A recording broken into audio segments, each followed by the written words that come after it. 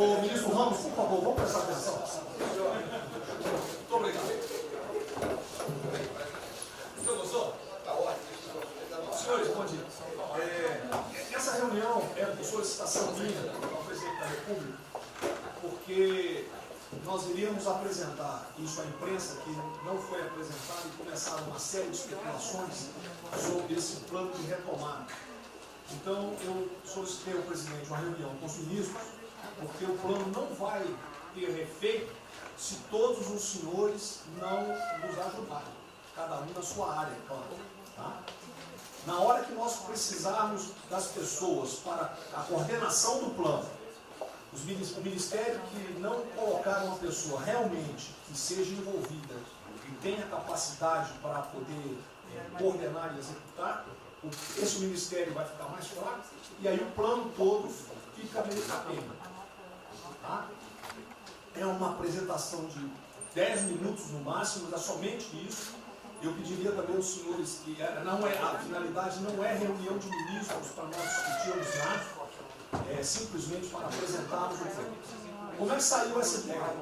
Então, eu estava conversando com diversos ministros, entre eles Rogério Marinho, o Tarcísio, inclusive o nome do plano, eu roubei do plano do Tarcísio, né? Pedi autorização a ele e roubei. É um plano Marshall brasileiro. Né? E eu comecei a observar que tinha plano do Ministério de Desenvolvimento Regional, que a economia tem plano, que a saúde tem plano, e não estava havendo uma coordenação, uma sinergia. Então esse foi o motivo dessa reunião aqui. Eu vou procurar ser bem breve o objetivo. Por favor, passa primeiro. Muito bom. Passou tudo, acabou. Então vamos acabar. Você está no fim, está errado, cara. Passa primeiro, muito bem. Os senhores podem observar o seguinte. Eu comecei com o presidente. O problema, nós estávamos invertendo a questão de uma lógica de raciocínio. Nós temos um problema, né? Nós temos esse problema, temos que ver quais são as consequências negativas desse problema. Todo mundo sabia, sanitárias e econômicas. Ninguém tem dúvida, com reflexo em todos os ministérios. Mas o foco não é na solução do problema. O foco hoje, de uma maneira geral, é quem é o culpado. Tá? E nós queremos recolocar,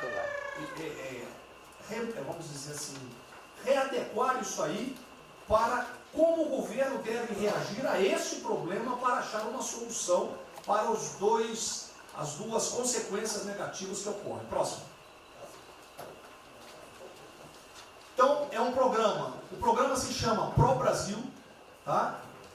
Dou crédito ao azar do Tarcísio por ele ter conversado comigo. Eu gostei e roubei.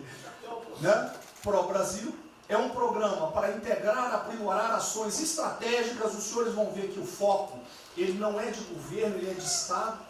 Eu estou tentando fazer uma projeção de 10 anos. Tá? Nós vamos ter que fazer isso. Para a retomada do crescimento socioeconômico em resposta aos impactos relacionados ao coronavírus. Tá? Pode passar. As dimensões do programa são essas aí. Tá? Ele pega um modelo de governança, ele busca melhoria da produtividade, investimentos estruturantes e ações estratégicas do setor público. Vai. O programa se divide em duas etapas, ou duas partes. O Pro Brasil, deixa eu ver aqui que eu não estou conseguindo enxergar. Ordem e o Pro Brasil Progresso. Tá? O Pro Brasil Ordem, que você não imprimiu para mim, que eu agradeço. Não botou na página errada. Ele pega um arcabouço normativo, ele trata, essas são as medidas estruturantes dele. Vai ter que ter um arcabouço normativo, investimentos privados, segurança jurídica, jurídica e produtividade, melhoria no ambiente de negócios e mitigação dos impactos socioeconômicos. Na parte de investimento, ele foca em obras públicas, parcerias do setor privado. Esse programa também ele tem um foco na redução das desigualdades regionais. Tá? tem um foco na redução das desigualdades regionais. O Cid está com o dedo errado aí. E só um segundo, por favor. Pode passar, por favor, Cid. Qual é a abrangência do programa? Os senhores podem observar que ele tem uma parte de infraestrutura, ele tem ações viabilizadoras e tem ações de apoio na lateral. Como é que é o nome mesmo? Facilitadoras. Então, observe, na infraestrutura, com foco particularmente nessas obras que estão paralisadas, esses investimentos que nós estamos perdendo, que estão paralisados. Ele pega infraestrutura de transporte e logística, desenvolvimento regional e cidades, pega energia, mineração, telecomunicações. No desenvolvimento produtivo, ele foca na indústria, agronegócio, serviços e turismo. Nas laterais, os senhores têm a parte de cidadania, capacitação, saúde, defesa, inteligência e segurança. Tem também cadeias digitais, indústria criativa e ciência. E nas viabilizadoras, que são transversais em toda a parte do programa, nós temos finanças e tributação, legislação e controle, meio ambiente e a parte institucional e internacional. Qual é o nosso time frame que nós estamos pensando aí? A estruturação do programa. Eu preciso que os senhores, nós vamos fazer uma reunião, como os senhores podem ver, é a primeira reunião do grupo de trabalho, tá? Com todos os ministérios envolvidos. Na sexta-feira agora, tá? Os senhores vão receber o horário, e aí nós teremos de maio a julho a estruturação do programa. De agosto a setembro, o detalhamento do projeto. A partir de outubro, implantação em larga escala, tendo um foco prioritário naquelas ações que têm uma resposta mais imediata. Porque o brasileiro é o seguinte, na hora que nós lançarmos o programa, eles vão começar a cobrar resultado. Tá? Então eu tenho que ter alguma resposta para o público. E a efetividade dos processos de monitoramento, na realidade não está no final, ele está durante todo o processo. Tá? Passa mais um, sim. Volta. Aí. O horizonte do programa, se os senhores observarem, nós estamos pensando no horizonte, né, até 2020, na verdade até 2030. Tá? Mas uma primeira fase dele, ele é faseado até o final desse primeiro governo, mas com um planejamento que prossiga nisso aí. Esse é o foco do que o trabalho dos grupos vão ter que apresentar. Ok? Pode passar a última, por favor.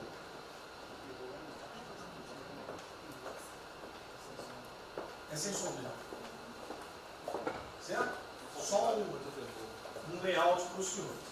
Então, na sexta-feira, eu solicitaria que os senhores, quando enviassem os representantes, esses representantes já viessem com uma noção dos programas ou do que os senhores pretendem dentro dos ministérios de vocês. Uma primeira ideia, e nós vamos partir disso para elaborar isso aí. O trabalho não será feito aqui é somente uma coordenação. Cada ministério vai fazer e nós vamos coordenar. O presidente era só isso. Vamos dar a palavra para o Guedes, com todo respeito aos demais, acho que é o ministro mais importante nessa missão. Eu queria fazer a primeira observação seguinte: não chame de plano Marshall, que revela um despreparo enorme. Não, isso aqui foi só aqui agora. Então, quando se falou em plano Marshall, para o Brasil é um nome espetacular. 10 mil. Plano Marshall é um desastre. Revela despreparo nosso. O plano Marshall, por exemplo, os Estados Unidos podem fazer um plano Marshall para nos ajudar. A China deveria financiar um plano Marshall para ajudar todo mundo que foi atingido. Então, a primeira linha da equação, a gente tem que tomar muito cuidado, que é o plano pro Brasil. Nos fala plano Marshall, é um desastre, vai revelar a falta de compreensão das coisas. A segunda coisa é o seguinte: é super bem-vinda essa iniciativa para nos integrarmos todos. Agora, não vamos iludir. A retomada do crescimento vem pelos investimentos privados, pelo turismo, pela abertura da economia, pelas reformas. Nós já estávamos crescendo. Voltar uma agenda de 30 anos atrás que é investimentos públicos financiados pelo governo. Isso foi o que a Dilma fez 30 anos. Então está cheio de gente pensando nessa eleição agora e botando coisa na cabeça de todo mundo aqui dentro. São governadores querendo fazer a festa, são às vezes ministros querendo aparecer, tem de tudo.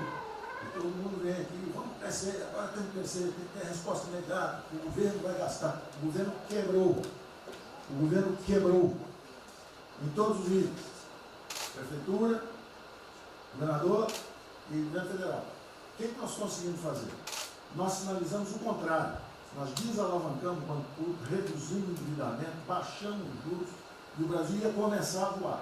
Então, se a gente lançar agora um plano, todo o discurso é conhecido, acabar com as desigualdades regionais, na linha, claro. Está lá, são os detalhes dele. É bonito isso, por isso é o que o Lula e a Dilma estão fazendo há 30 anos. Se a gente quiser acabar igual a Dilma, a gente segue esse caminho. Então, eu acho o discurso bom, mas nós temos que tomar cuidado e reequilibrar as coisas. Não pode o ministro, para querer ter um papel preponderante esse ano, destruir a candidatura do presidente, que vai ser reeleito se nós seguirmos o plano das reformas suplementos originárias.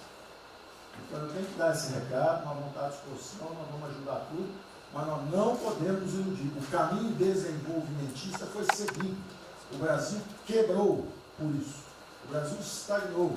A economia foi corrompida, a política foi corrompida, a economia estagnou através do excesso de gastos públicos.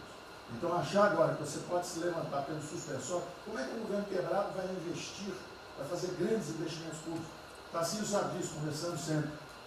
Tarcísio sabe o seguinte, quanto é que você consegue, Tarcísio, passar de 5 bi para quanto? Para 15, para 20, para 30? A gente ficou por 6. Quanto é que você consegue de investimento em concessões? 250. Tá certo? Então, ó, tem 100 bilhões vindo para saneamento, tinha 100 bilhões que viriam, as 17 maiores petroleiras do mundo viriam para a nossa seção onerosa, 100 bilhões de seção onerosa, 100 bilhões de mineração, 100 bilhões de saneamento, 230 bilhões de concessões, 500 bilhões. Cadê o dinheiro do governo para fazer isso? Não tem. Então, quem está sonhando é sonhador. A gente aceita. Politicamente, a gente aceita. Vamos fazer todo o discurso da desigualdade, vamos gastar mais, precisamos eleger o presidente. Mas o presidente tem que pensar daqui a 3 anos. Não é daqui a 1 ano, não. Tem muita gente pensando na eleição desse ano. É só a observação que eu farei. Eu estou fora da eleição, mas Só um minutinho. A ideia aqui, ninguém falou em investimento público por enquanto. Inclusive, nós falamos ali em investimento, falamos inclusive em investimentos privados. O que tem que acontecer é o seguinte, eu estou vendo um plano de tanta gente, nós temos que centrar aqui a imprensa, a economia, vai exatamente o que pode, o que não pode. Fundamental a coordenação.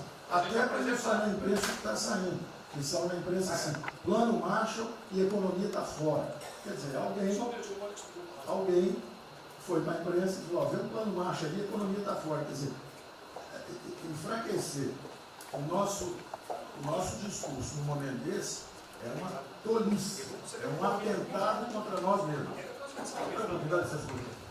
Questão da imprensa, eu acho que eu resumi hoje dentro do Palácio 20 segundos. Eu não vou falar com vocês, que vocês não deturpam, vocês inventam e potencializam. Tem que ser o papel de cada um, não pode um sair daqui no cantinho, foi mais ou menos. Não pode falar nada, tem que ignorar esses caras, 100%. Senão a gente não vai para frente.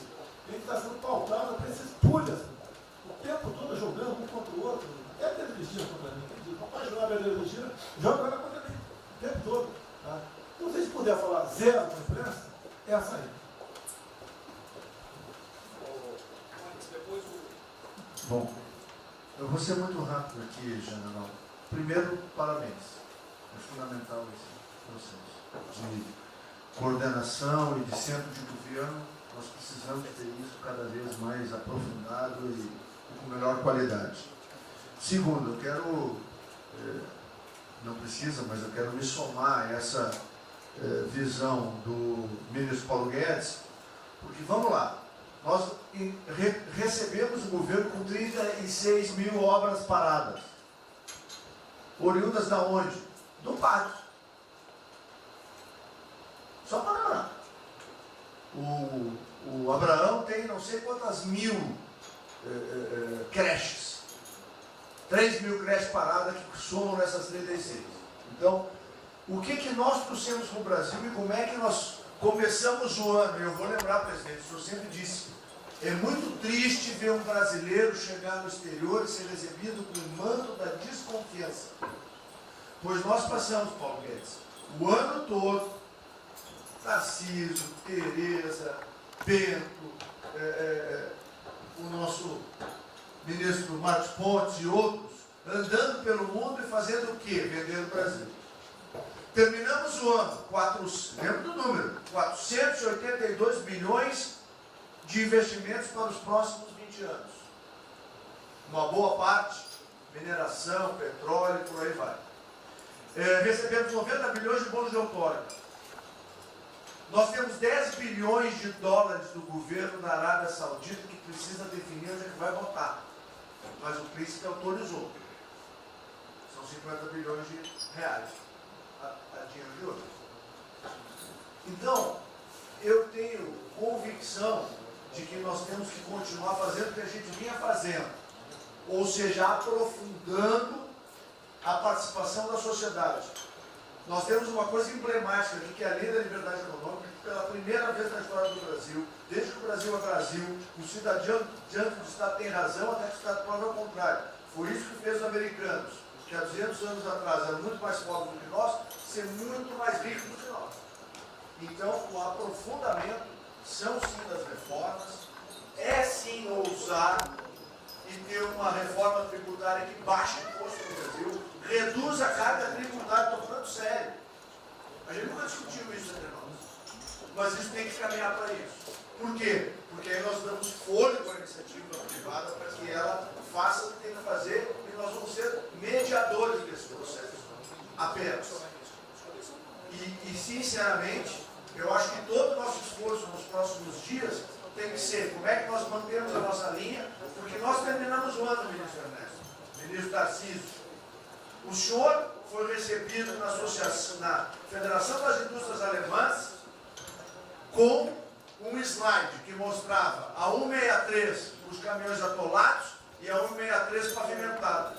E o presidente que coordenava aquele momento, eu estava lá lhe aguardando, voltando da Rússia, disse ao senhor, o que vocês brasileiros fizeram que nós não acreditávamos que vocês recuperaram a confiança e estão fazendo tantas transformações. Então, presidente, só para concluir, 100% nessa linha, mas que a gente não perca o foco original, porque por onde a gente estava caminhando, nós recuperamos a confiança externa e externa. Fomos acometidos de algo muito grave, que é uma doença, e que foi levado ao paroxismo da histeria, o que serve ao interesse de muitos, os mais variados, eu não vou aqui detalhar. Mas, sinceramente, temos que rapidamente voltar ao que nós estamos fazendo, porque nós estamos no caminho certo, e a prova disso é que todo mundo voltou a olhar o Brasil com respeito. Bom, eu vou partir do princípio que todos que estão aqui são bem intencionados e querem bem o Brasil. Então, nós temos a teoria da conspiração em que ninguém quer solapar os alicerces da República nem abalar a administração do presidente Bolsonaro. Eu quero lembrar a todos que não existem verdades absolutas. Por favor, vamos refletir. O que está acontecendo hoje no mundo não tem parâmetro nos últimos 100 anos. O que está acontecendo hoje no mundo vai permitir, de acordo com a FMI, que foi a previsão de uma semana atrás, de uma diminuição de quase 3% do PIB mundial, no caso do Brasil, de mais de 5%. Não tem paralelo. Em situações extraordinárias, remédios extraordinários de forma circunstancial.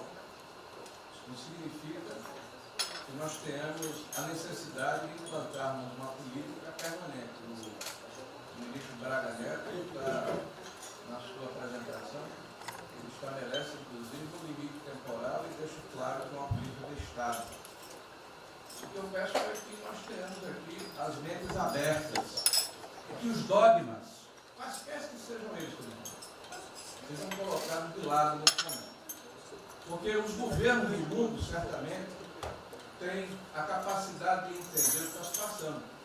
Eu tenho visto governos extremamente liberais preparando programas de reconstrução, levando em consideração a necessidade de que o Estado Estado Nacional passa a ter um papel diferente como tomador de risco nesse momento em que há uma queda abrupta da liquidez. O ministro Onyx fala com muita propriedade da Arábia Saudita dos 10 bilhões de dólares. É bom lembrar que aqui o ministro Bento está se pagando para se retirar petróleo do mundo.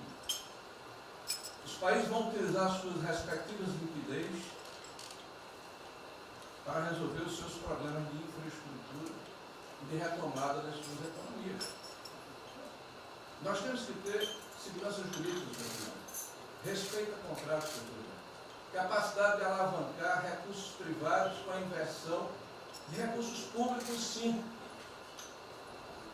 É bom lembrar que eu tenho ouvido falar, não sei se é verdade, depois vai colocar na ponta do lápis, que a gente pode chegar a 600 bilhões de reais esse ano de ajuda a empresas e a pessoas físicas. Recursos do governo federal, fruto de endividamento do governo, desse governo, que vai terminar o ano com déficits 4, 5, 6 vezes maior do que estava precificado no início do ano. Caiu um meteoro sobre as nossas cabeças. Então, por favor, nós não podemos começar a discussão com verdades absolutas e com dogmas estabelecidos ao longo de 100 anos, em função de uma catástrofe que se abateu sobre o mundo, que os governos de todo o mundo estão se debruçando sobre o assunto, entendendo que muda o papel do Estado. Senhor presidente, é bom lembrar que quando houve a unificação da Alemanha, eu acho que esse é um fato histórico irrefutável, o Estado alemão entendeu e fez um pacto de que haveria necessidade de investir em capital humano e infraestrutura na Alemanha Oriental para diminuir desigualdades regionais. E esse é um pacto do Brasil. Essa pode ser uma catástrofe que vai nos afundar, ou pode ser uma onda para a gente surfar, uma alavanca para recuperar o país. Todos os países do mundo estão submetidos ao mesmo processo. Vai depender da nossa capacidade de termos uma opção clara de que forma vamos sair desse problema. Se vamos gastar 600 bilhões de reais para resolver uma situação que é emergencial e todos reconhecemos que é necessária, e darmos segurança à população, no caso alimentar, para evitarmos o caos, para diminuirmos a mortandade das empresas, muito bem, está correto, essa é a boa direção.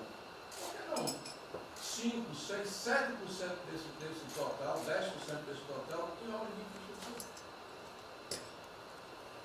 Por que não termos a capacidade de alavancarmos o emprego no momento em que a retomada, todos os economistas aqui reconhecem, vai ser muito lenta? Bom, eu só estou falando isso, presidente, para que nós possamos ter essa discussão sem dogmas, sem verdades absolutas, sem a preocupação de que as coisas continuam como eram antes. Não são como eram antes. Aqui e no mundo inteiro. É isso. Tá.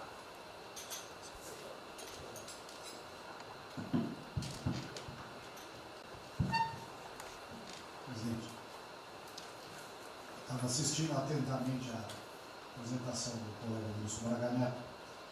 Na parte final, no slide das questões transversais, ao meio ambiente, mas acho que o que eu vou dizer aqui sobre o meio ambiente se aplica a diversas outras matérias.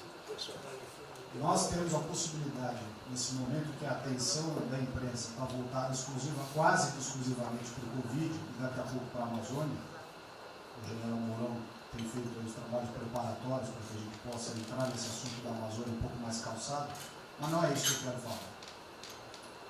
A oportunidade que nós temos, que a imprensa não está nos dando um pouco de alívio nos outros temas, é passar as reformas infralegais de desregulamentação, simplificação, todas as reformas que o mundo inteiro, nessas viagens que se referiu ao Mix, certamente cobrou dele, cobrou do Paulo, cobrou da Tereza, cobrou do Tarcísio, cobrou de todo mundo, da segurança jurídica, da previsibilidade, da simplificação. Essa grande parte dessa matéria ela se dá em portarias e normas dos ministérios que aqui estão, inclusive o de meio ambiente. E que são muito difíceis, e nesse aspecto acho que o meio ambiente é o mais difícil de passar qualquer mudança infralegal em termos de instrução normativa e portaria, porque tudo que a gente faz é pau no judiciário, no dia seguinte.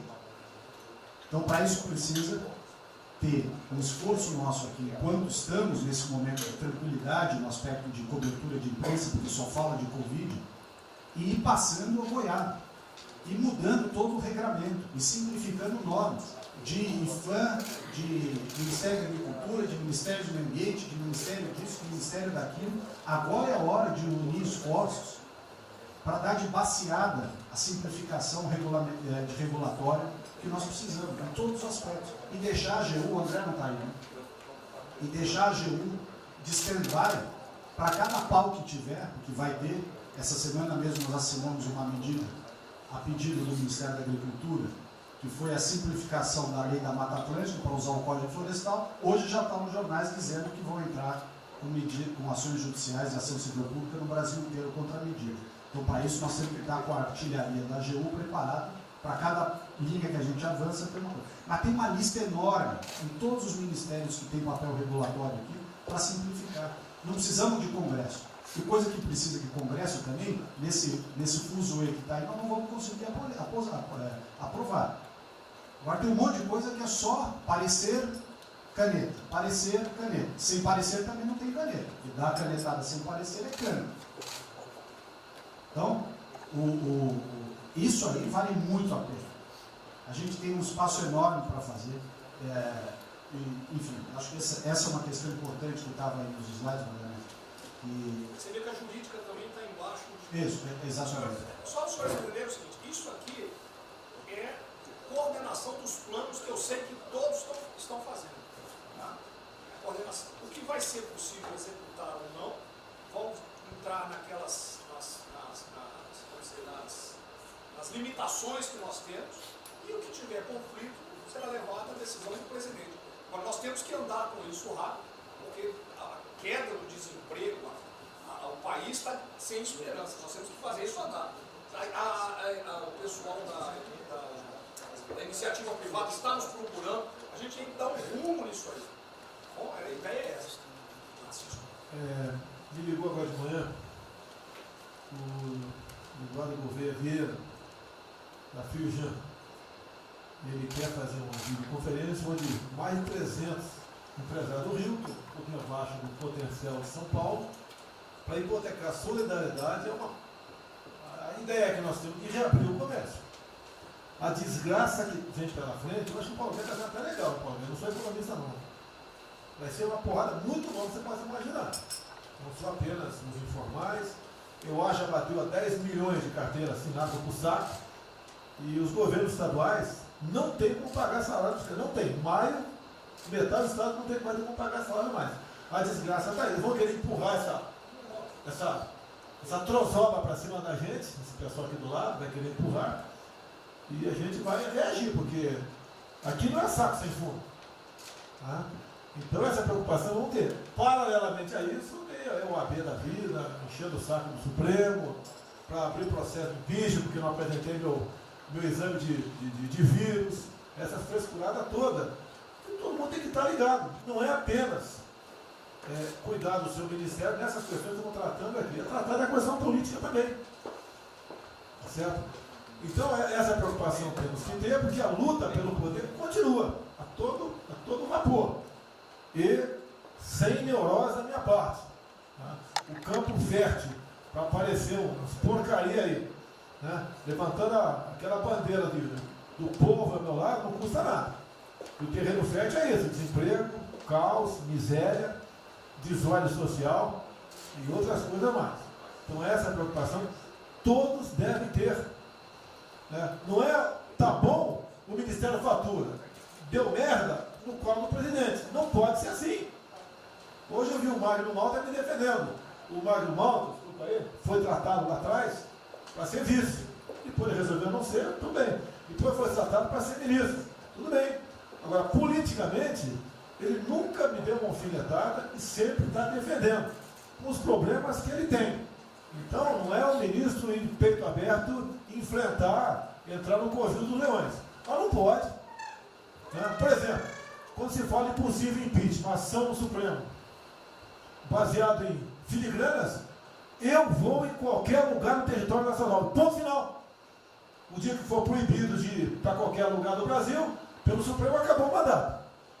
E espero que eles não decidam, ou ele, né, monocraticamente, querer tomar certas medidas, que daí nós vamos ter uma crise política de verdade. E eu não vou meter o rabo dentro da ferro. Zero. Certo?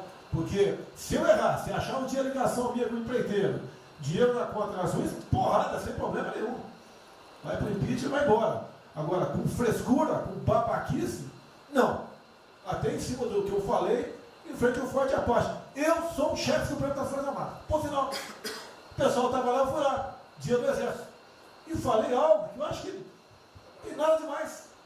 Mas a repercussão é enorme. Oh, AI-5.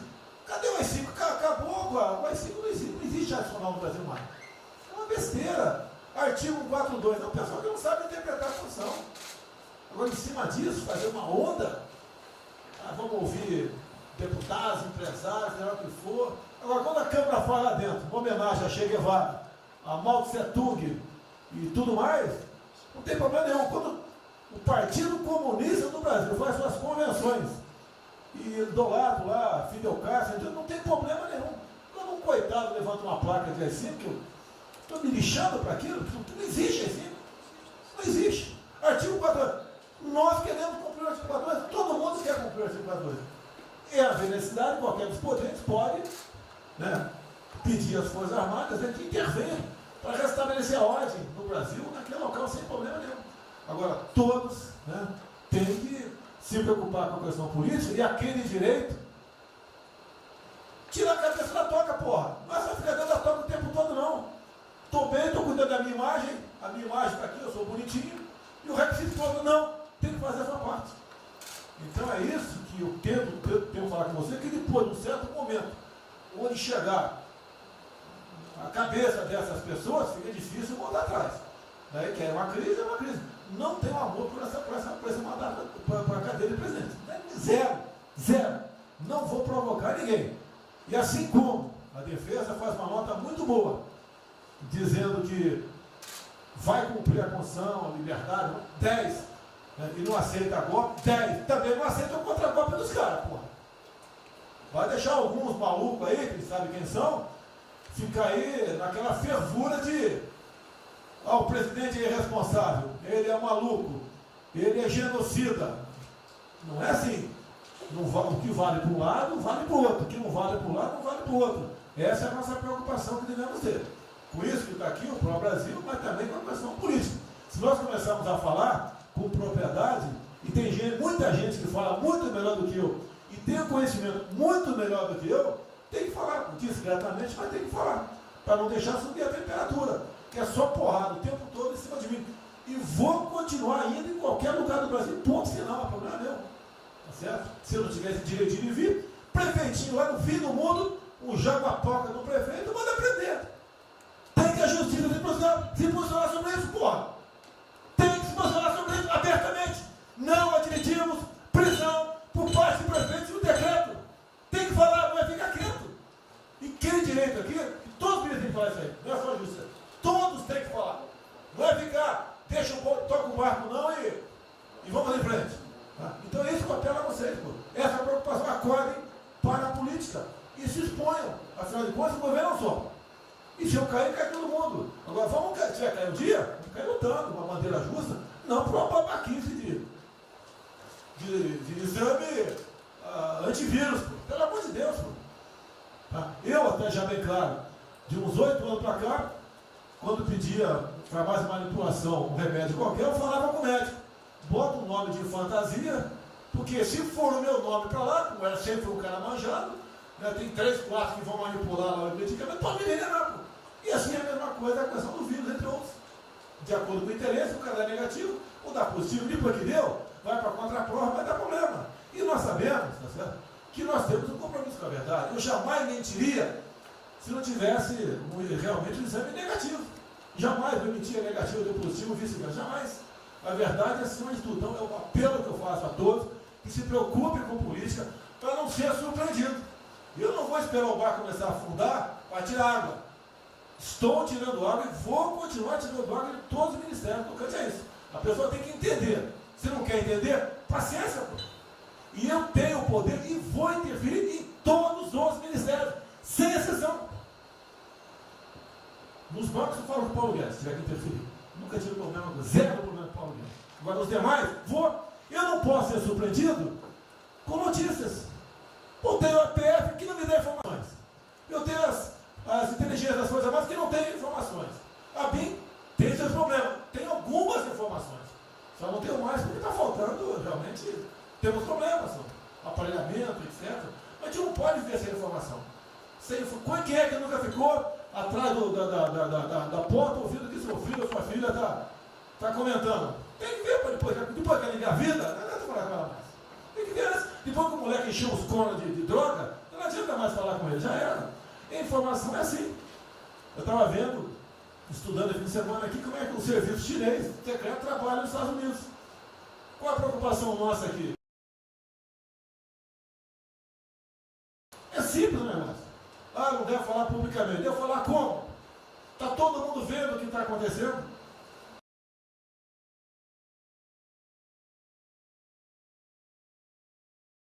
Tudo bem. Você tira do porra. Não tira. É uma realidade. Não adianta esconder mais, tapar o sol com a peneira. Vai em alguns ministérios, tem gente desespantada aqui dentro. Então não quer zero. Precisamos dele para vender? Sim, isso precisa também de nós. Que se não precisasse, não estaria comprando a soja da gente, não. Precisam.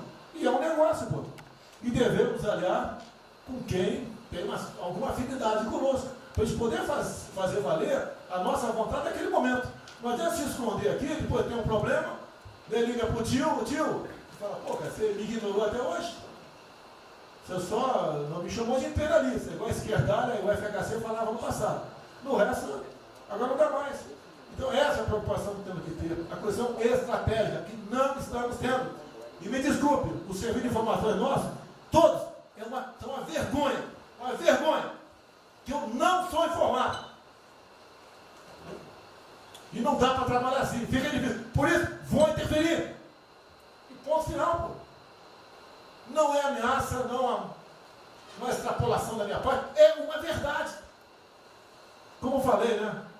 Dê os ministérios para os senhores, o poder de veto. Mudou agora, tem que mudar. E eu quero realmente governar o Brasil. Na presença de todos aqui, como disse o Marinho, né? Aqui é o mesmo barco. Se alguém cavar no porão aqui, vai todo mundo para o saco aqui, vai todo mundo morrer afogado. Então é isso que a gente precisa, é pensar além do que tem que fazer internamente aqui. Quando eu explodi em metro, conversei com o Paulo Guedes. Desculpa a linguagem, é uma putaria em metro. Trocar tacógrafo, trocar taxímetro, botar chip na bomba de combustível, putaria, igualzinho tomar 3 pinos. Está muito bem agora, vai precipitar uma porrada. Ah, botou um coronel. O coronel foi batido pelo hino. Eu ia botar um coronel, você vai ter uma formação. Tá? E assim nós devemos agir. Como está discutindo agora, IFAM, está lá vinculado à cultura. Eu fiz a cagada em escolher, não escolher uma pessoa que tivesse também outro perfil. Uma excelente pessoa que está lá, tá? Mas tinha que ter outro perfil também. E vamos parar com a capa no Brasil. Compara com o Luciano Hang. Encontra lá um cocô petrificadinho e para a obra. Para a obra. O que tem que fazer? Alguém no IFAM que resolva o assunto. E assim nós temos que proceder. E assim, cada hora, como eu falei da Tereza Cristina, que mudou a questão normativa, revocou a questão normativa, ajudou 400 mil pessoas no Vale do Ribeira, parabéns. Assim são outras decisões. A questão de armamento, tá? As questões de... por quê? Espera aí. Senhor Ministro da Justiça, por favor. Foi decidido há pouco tempo que não podia botar algema em quase ninguém. Por que estão botando algema em cidadão que está trabalhando, ou mulher que está em praça pública, e a justiça não fala nada? Tem que falar, pô! Vai ficar quieto até quando? Ou eu tenho que continuar me expondo? Tem que falar, botar para fora, esculachar.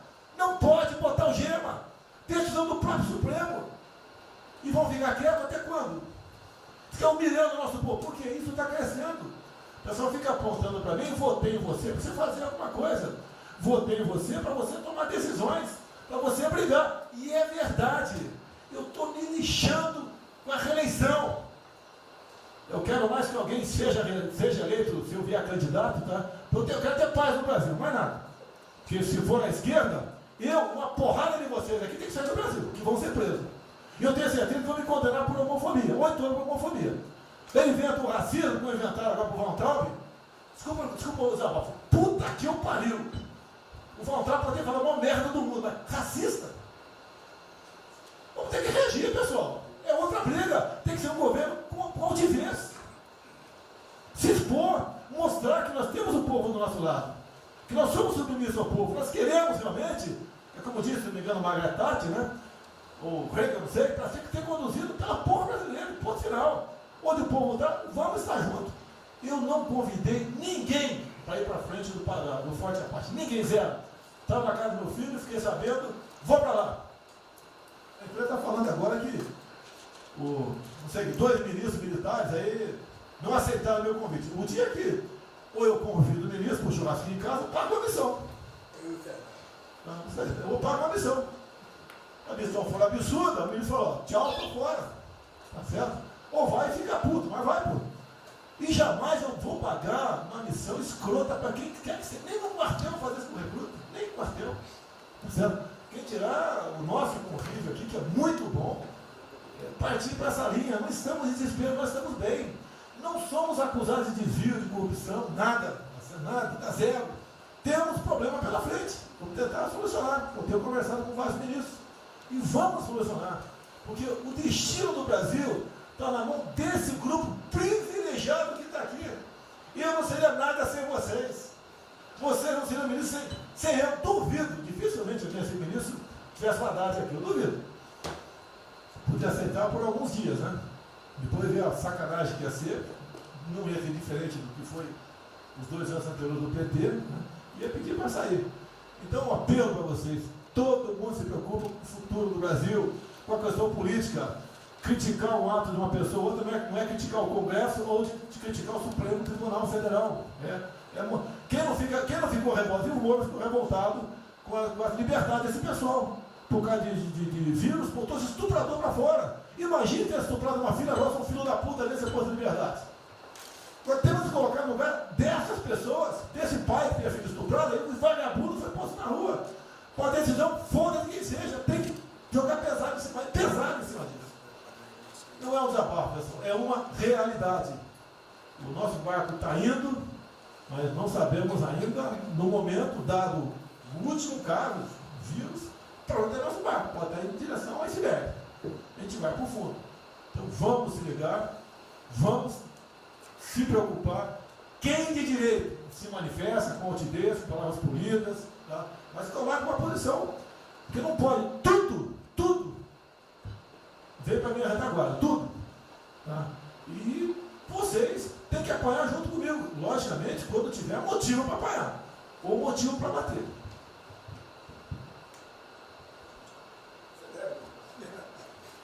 Não, eu já caí.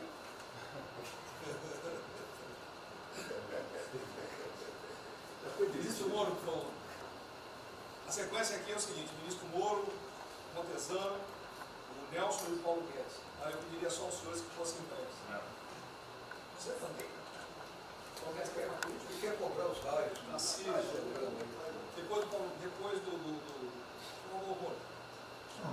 Bem, a primeira questão do plano ali que foi apresentado, fica aqui o registro do meu elogio, certo que ele tem que ser preenchido aí nos detalhes, existem as questões econômicas a ser resolvidas lá pelo Ministério da Economia, a ser trabalhado também com as outras áreas econômicas. Só faria uma sugestão aqui, ministro, se pudesse colocar desde logo, em algum momento desse plano, alguma referência importante também à segurança pública e a controle da corrupção. Foram 2 temas centrais, né, nas últimas eleições, e são 2 temas que, embora, claro que o plano vai ficar sujeito aí ao detalhamento necessário, mas acho que é importante ter uma referência inicial para não parecer que nós estamos descurando desses aspectos específicos. Nós não entramos em detalhes, porque isso aqui, o senhor viu que todos os ministérios praticamente responderam, isso aí para mim viria no detalhamento do ministério, mas eu acho que politicamente cabe. Não, sim. Não, eu entendo que cabe no detalhamento, mas acho que uma referência né, seria interessante. Tem que apontar também que foi uma vitória do governo, do presidente. No ano passado houve uma queda expressiva desses principais indicadores criminais. Isso, embora seja mais vinculado com a questão da vida e segurança das pessoas, também é um fator importante para o investimento econômico, para também melhorar o ambiente econômico. E o controle da corrupção também é pressuposto. Não faria exclusivamente essa sugestão específica. Muito obrigado. Já está anotado. Montezano, ministro, primeiramente, parabéns. Acho que é um momento oportuno para a gente começar a falar do dia seguinte.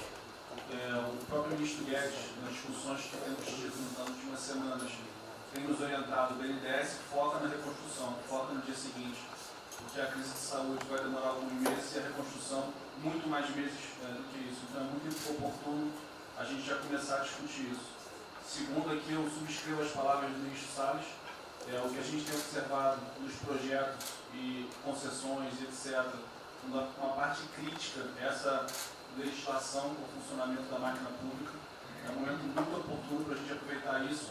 Isso faz uma baita diferença no preço de um projeto, na velocidade, faz muita diferença. Então, subscrevo aqui as palavras do ministro Salles. E por último, ministro, quando eu assumi o banco em julho, o banco estava montado como uma fábrica de empréstimo. O banco, durante 15 anos, foi uma fábrica de empréstimo. De julho até hoje, a gente fez uma reestruturação completa no banco, montando o que eu acredito hoje ser já o maior banco de investimento do Brasil em pessoas e um banco de investimento de serviços focado em planejamentos econômicos setoriais e estruturação de projetos. Tá? O banco já está atuando dessa forma.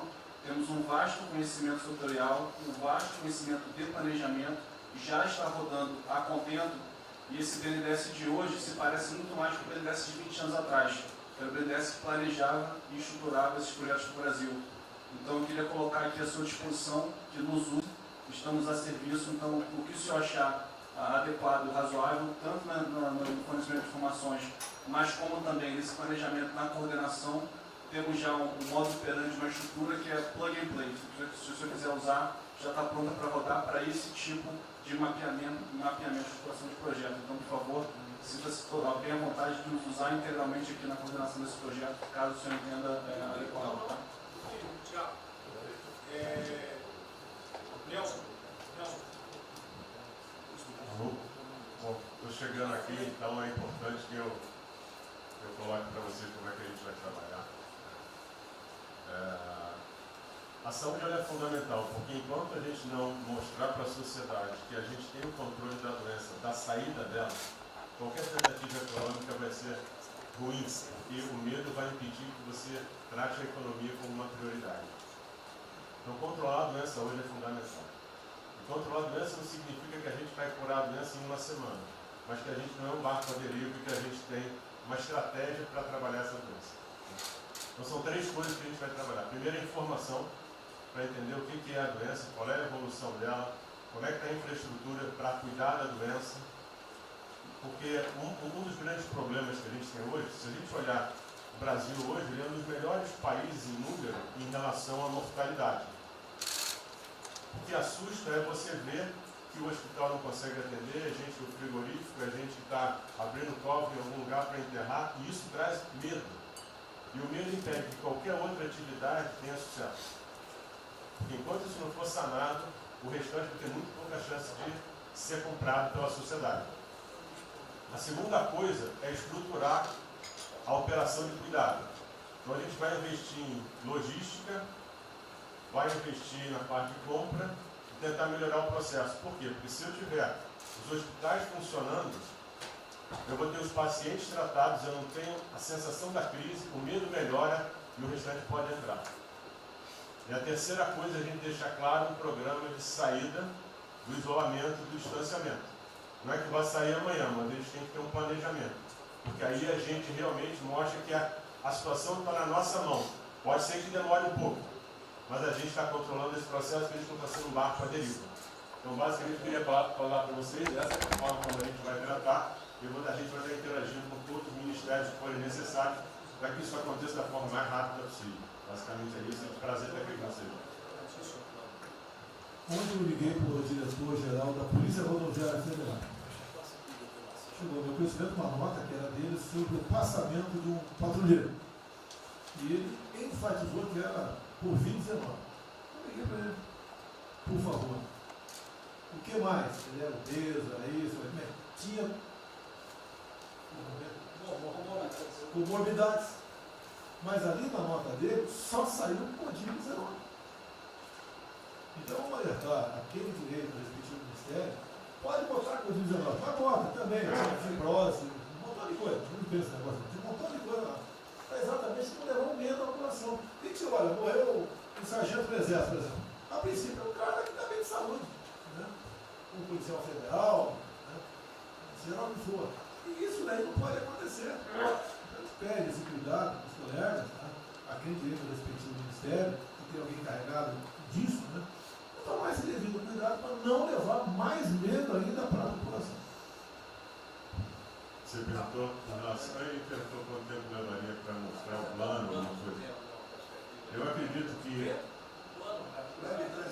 Não, nós já conversamos hoje. Não, nós já conversamos hoje sobre isso. O COP está montando junto com a saúde. Tá? Eu não posso dizer. A gente está trazendo recurso para poder acelerar esse processo, porque na verdade a gente está correndo muito tempo. Enquanto a gente não conseguir controlar a percepção que a gente hoje tem condição de cuidar das pessoas, vai ser difícil. Né? E o problema da doença é que você pega um sistema que, se você falar em eficiência, os hospitais têm que ser eficientes. Então, quando você fala em eficiência, você vai quase no limite do cuidado. Você não tem sorte, você não tem gordura. Quando você pega uma doença que chega, que é muita gente ao mesmo tempo, você não consegue ter agilidade para preparar o sistema para cuidar dela. E a gente tem um problema adicional que a gente tem que tomar cuidado, que é o seguinte: quando você tem os hospitais com pouca, você tem muita gente falando de Covid, os hospitais estão diminuindo muito o atendimento, o que significa que eles vão ter problema financeiro. Se isso prorroga, esses hospitais vão ter cada vez mais dificuldade, você vai poder ter um hospital mais sucateado, um hospital fechado. O que está acontecendo hoje? Vamos botar em números hoje. A gente tem 4 milhões de pessoas hoje com a Covid. O Brasil hoje tem 212 milhões de pessoas. Tem 208 milhões que não estão tendo a atenção necessária. Você tem câncer, cardiovascular, isso tudo está represado, a demanda é reprimida. Quando você controlar a Covid, o não Covid vai chegar com tudo. Você pode pegar uma estrutura sucateada. Aí você só vai transferir o problema de medo, que vai ser o medo da Covid e o medo da não Covid. Então a gente tem que estar preparado para isso tudo. Então não é só trabalhar o curtíssimo prazo, a gente tem que preparar para essa segunda fase que vai chegar também. Isso tudo a gente está fazendo, só para vocês saberem que a gente está pensando nisso tudo, só para vocês saberem que está tudo trabalhando. Tá. Como o ministro Tarcísio, eu pediria as suas que fossem bem breves. Não, já não tem jeito.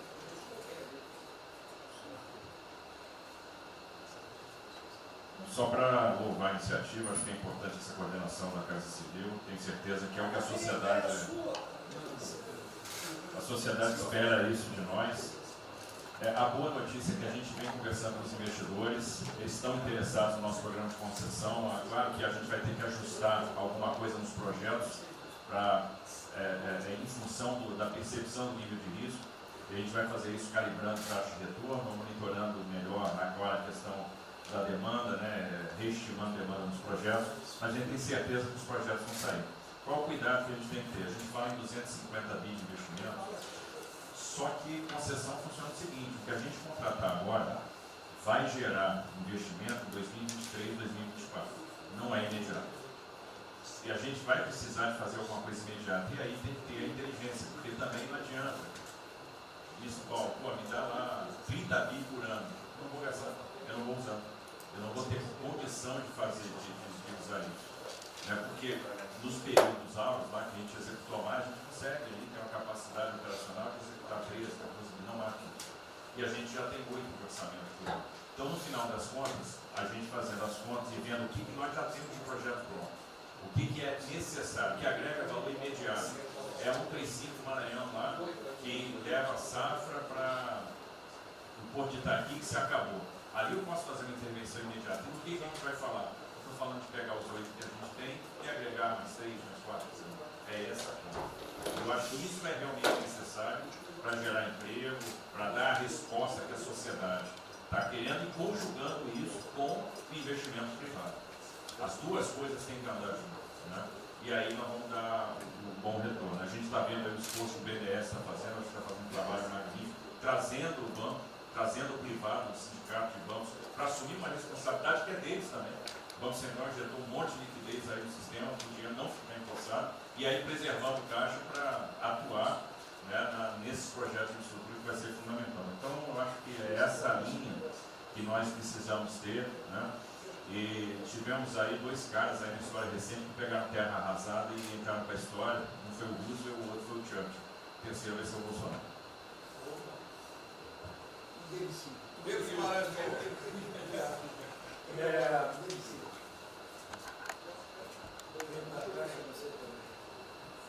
peço aos senhores que sejam breves. São só 5 pontos muito rápidos. Primeiro, presidente, o maior programa da história do mundo de inclusão social, digital, que nós estamos fazendo nesse governo, pessoas que tomavam dinheiro a 25% ao mês. Quer dizer, todos os ladrões lá, PT, PMDB, PSDB, aquela ladroagem toda, 25% ao mês. E ninguém se indigna. Esse governo que se indignou, o governo dos liberais. Então, assim, acho que a gente está com problemas narrativos. Hoje de manhã, por exemplo, o pessoal da Band queria dinheiro. O ponto é o seguinte, vai ou não vai dar dinheiro para Bandeirantes? Ah, não vai dar dinheiro para Bandeirantes? Passei meia hora levando porrada, mas repliquei. E falei, olha, vocês estão em casa? Eu tenho 30 mil funcionários na rua. Não tem esse negócio, essa frescurada de home office. Eu já visitei 15 agências. E você em casa? Aí o pessoal ficou um pouco mais calmo. Quer dizer, eu posso ter 30 mil brasileiros nas agências lá. Sabe quantas pessoas a Caixa está pagando hoje? 7 milhões de pessoas. E todo mundo home office. Que porcaria é essa? Desculpa o meu ponto, presidente. Quando o senhor falou, eu vou me emocionar. O Luiz Lima, que nadou com meu pai, foi atleta olímpico, teve a esposa e a filha de 14 anos presa ontem, no Camburão. Que porra é essa? Desculpa. Que porra é essa? O cara vai pro Camburão com a filha, que se fosse eu, ia pegar minhas 15 armas e ia dar uma... Eu ia morrer. Porque se a minha filha fosse pro Camburão, eu ia matar ou morrer. Que isso? Estava nadando, é uma atleta olímpica. Você tira a pessoa está nadando com 14 anos. Eu tenho uma filha Maria de 14 anos. Se a minha filha fosse pro Campurão, ou eu matava ou morria. Isso. E a esposa do Luiz Lima nem usou o fato de ser esposa do deputado federal. Mas assim, foi calado, saiu e calado. aquele governador roubando para a direita, para cá tudo quanto é lado. Então o governador rouba, aí ele sai prendendo todo mundo e fica tudo isso por isso mesmo. Aí a gente faz o maior programa da história da humanidade de inclusão de pessoas que recebiam 25% ao mês, cobrado. PSDB, PT, PMDB, aquele grupo todo.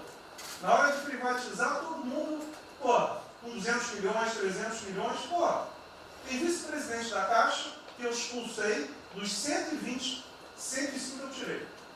E se o senhor precisar, obviamente, meu chefe, o ministro Paulo Guedes, ele decide. Não tem problema. Inclusive, porque o que acontece? Se roubar, eu vou ligar para o ministro Moro para prender. Agora, se precisar de um diretoria, não sei o quê, desde que sejam honestos, o ministro Paulo Guedes é que decide, etc. Mas dos 120 eu tirei 105. E na Caixa não tem desonestidade, até onde eu saiba. Mas, assim, eu acho que a gente está levando muita porrada, presidente. E, de novo, não estou dizendo ninguém daqui não, só leva porrada. Agora tem limites.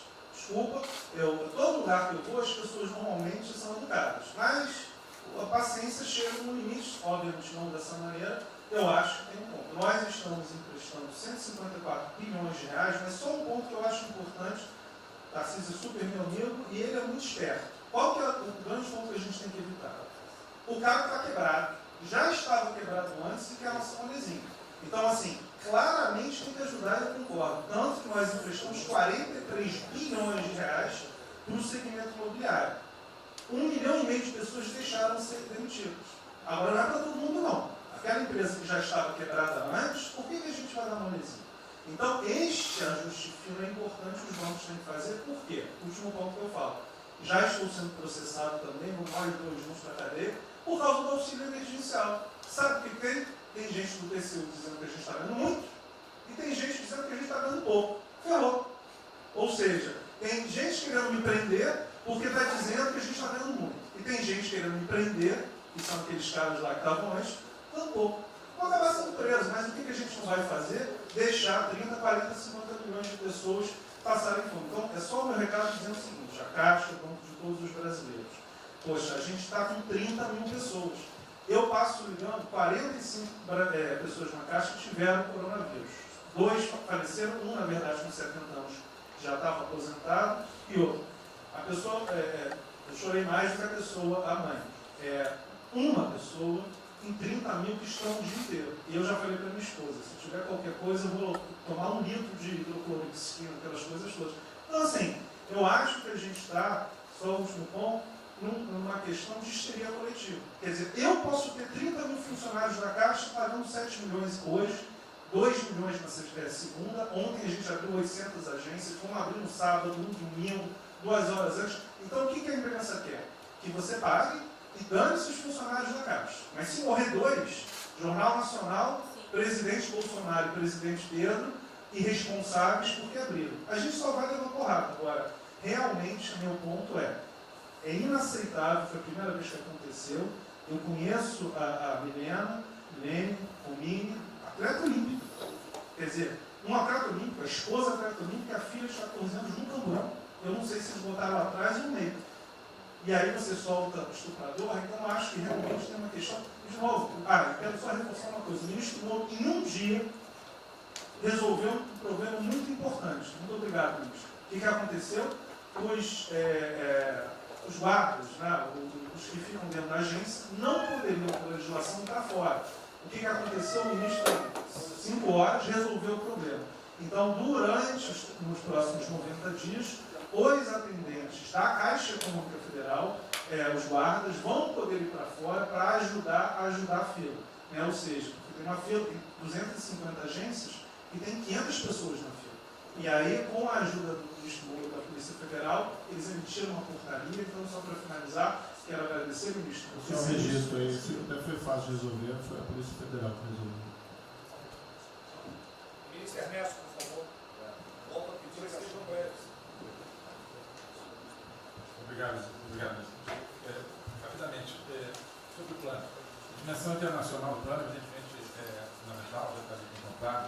Eu queria mencionar o seguinte: eu acho que é fundamental que essa dimensão internacional não seja simplesmente uma adaptação nossa ao cenário internacional, mas que ela leve em conta a capacidade que o Brasil hoje tem de influir no desenho de um novo cenário internacional.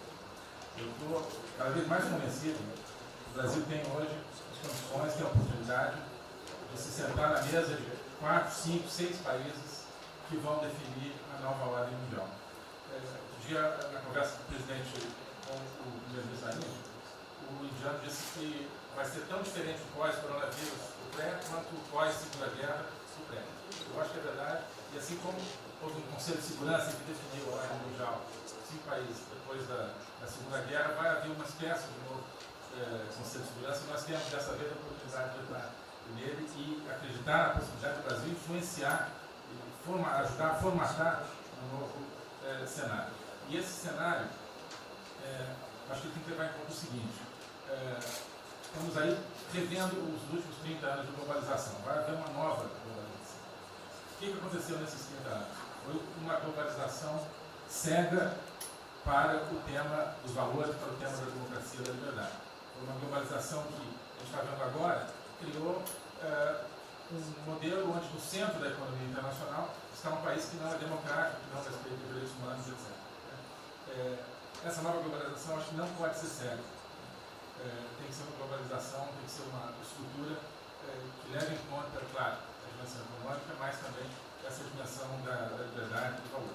E da mesma maneira, acho que o plano está apontando para isso, na nossa dimensão nacional, também não pode ser um plano cego para essas dimensões daquilo que nos traz, né, que traz o projeto do presidente, que é não simplesmente a eficiência, a pujança, o crescimento econômico, mas a liberdade, o combate à corrupção, a reinvenção do Brasil livre, dessas mazelas com a extensão. Obrigado. Obrigado, ministro. Roberto Campos. É o último, é o último. Não, é bem rápido. É só vou voltar na história. Vou voltar aqui na história breve. Queria lembrar que no fim do governo Dilma a taxa de juros era 14,5%, a curva, mas a taxa longa era 20%. E aí quando a gente olha o que aconteceu e o que proporcionou a taxa de juros cair, é interessante, porque teve um dia, 18 de agosto, saiu uma manchete no jornal que todos os elementos apontavam que ia ter o teto de gastos. Naquele dia, a curva de juros começou a cair e foi quando depois o presidente do Banco Central anterior começou a cair os juros. Ele caiu os juros até o nível de 6,5, estabilizou, teve a incerteza das eleições, com a incerteza do PT poder voltar, a taxa piorou. Depois, curiosamente, quando o mercado entendeu que ia ter a Previdência, foi quando abriu espaço para colocar os juros novamente. Então, a razão dos juros ter ido de 14,5, 15 ou 20 para o que está hoje foi o fato da sociedade e do mercado ter entendido que o governo ia ter disciplina em relação às contas públicas. Isso a gente não pode esquecer. Tá? Me permite, Roberto, então você está dizendo aí que não só a Selic tem como uma taxa longa, nós devemos basicamente a PEC do teto, é isso? Isso. Estou dizendo exatamente isso. E depois também a Previdência. Então, dito isso, eu acho que é importante a gente passar essa mensagem. Um outro tema só, aí em relação ao plano, 3 pontos só que eu acho importante. A gente tem feito reuniões entre os banqueiros centrais de vários países do mundo, quase todas as semanas. Eu acho que tem 3 pontos que são importantes. Primeiro, existe um consenso hoje que o mundo privado está com muito medo de tomar risco. Então, que não vai ter como ter uma saída rápida sem que o governo não entre de alguma forma tomando risco. Porque o mundo privado está com medo de tomar risco pelo fator medo. É um fator que o doutor mencionou que eu acho que é muito importante. Se amanhã você permitir todo mundo no estádio de futebol ver um jogo, será que todo mundo vai sair de casa? Vai? Qual é o fator medo? O fator medo é interessante porque quanto mais informação você tem, mais medo você tem. Porque a mídia joga medo. Então você tem hoje uma classe mais alta que tem mais medo que a classe mais baixa, exatamente porque eles têm mais acesso à informação e a informação enviesada. Então, o primeiro ponto é esse como tomar risco. O segundo ponto rápido é um tema que eu acho que está muito crescendo também, crescendo bastante, que é a análise, que a gente chama de análise intertemporal. Quando você faz uma ajuda, quando o governo faz um gasto, geralmente acontece 2 coisas. Ou você bota fundo perdido, ou seja, esse gasto não vale nada, e aí vai ter um reflexo na economia, na taxa de juros, ou as pessoas exageram falando esse gasto vai ser um multiplicador. Provavelmente não é nenhuma coisa nem outra. O que eu acho que falta de analisar os gastos do governo é o quanto desse gasto que eu recupero lá na frente, via preservar empregos, via manter uma empresa viva, que ia morrer. Então eu acho que falta análise completa do gasto. O gasto nunca é fundo perdido. Também ele nunca é muito multiplicador, ele é um meio do caminho entre uma coisa e outra. E o que eu acho que falta é a análise de eu vou gastar tanto e esse gasto vai ter essa efetividade. Por exemplo, existe uma percepção do mercado que dinheiro para o governador e prefeito é dinheiro jogado fora. Pode ser que seja mentira, mas existe essa percepção hoje. E tem vários vídeos rodando por aí, os senhores devem ter visto, de que o dinheiro vai para a prefeitura e não vai parar, porque vai em bem intangível, que é difícil de controlar. Vai em programa que você nunca tem como monitorar. Então, acho que é importante esse tema de fazer essa análise intertemporal e ver realmente qual é a eficiência do gasto. E, por último, último ponto, conversando com investidores, a gente tem feito isso, inclusive nós fizemos uma conversa, 2 bancos centrais com investidores, inclusive de infraestrutura, e o problema principal que aparece em toda a conversa no Brasil, do investidor privado, é que, no passado, toda vez que o investidor privado entrou, teve muita sacanagem. O tema da governança é super importante.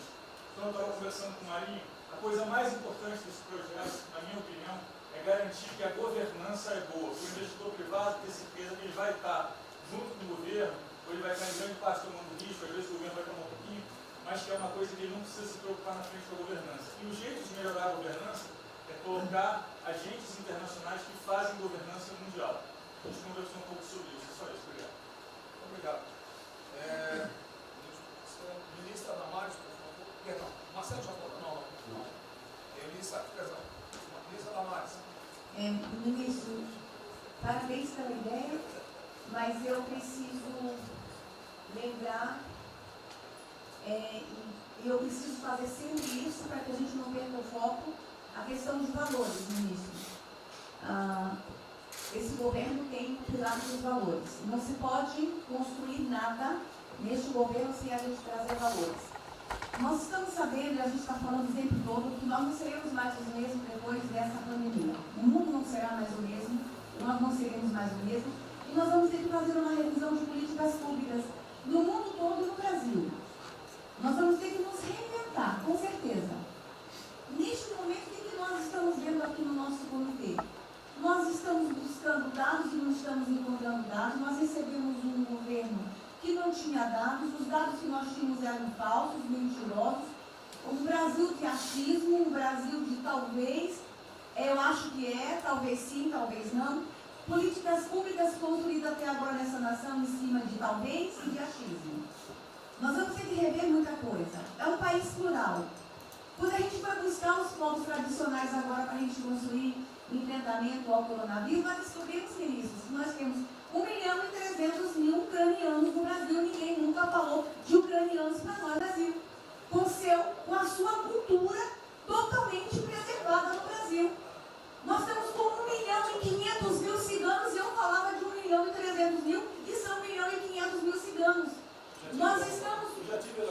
Então, presidente, nós vamos ter que rever muita coisa na aplicação das nossas políticas públicas no Brasil.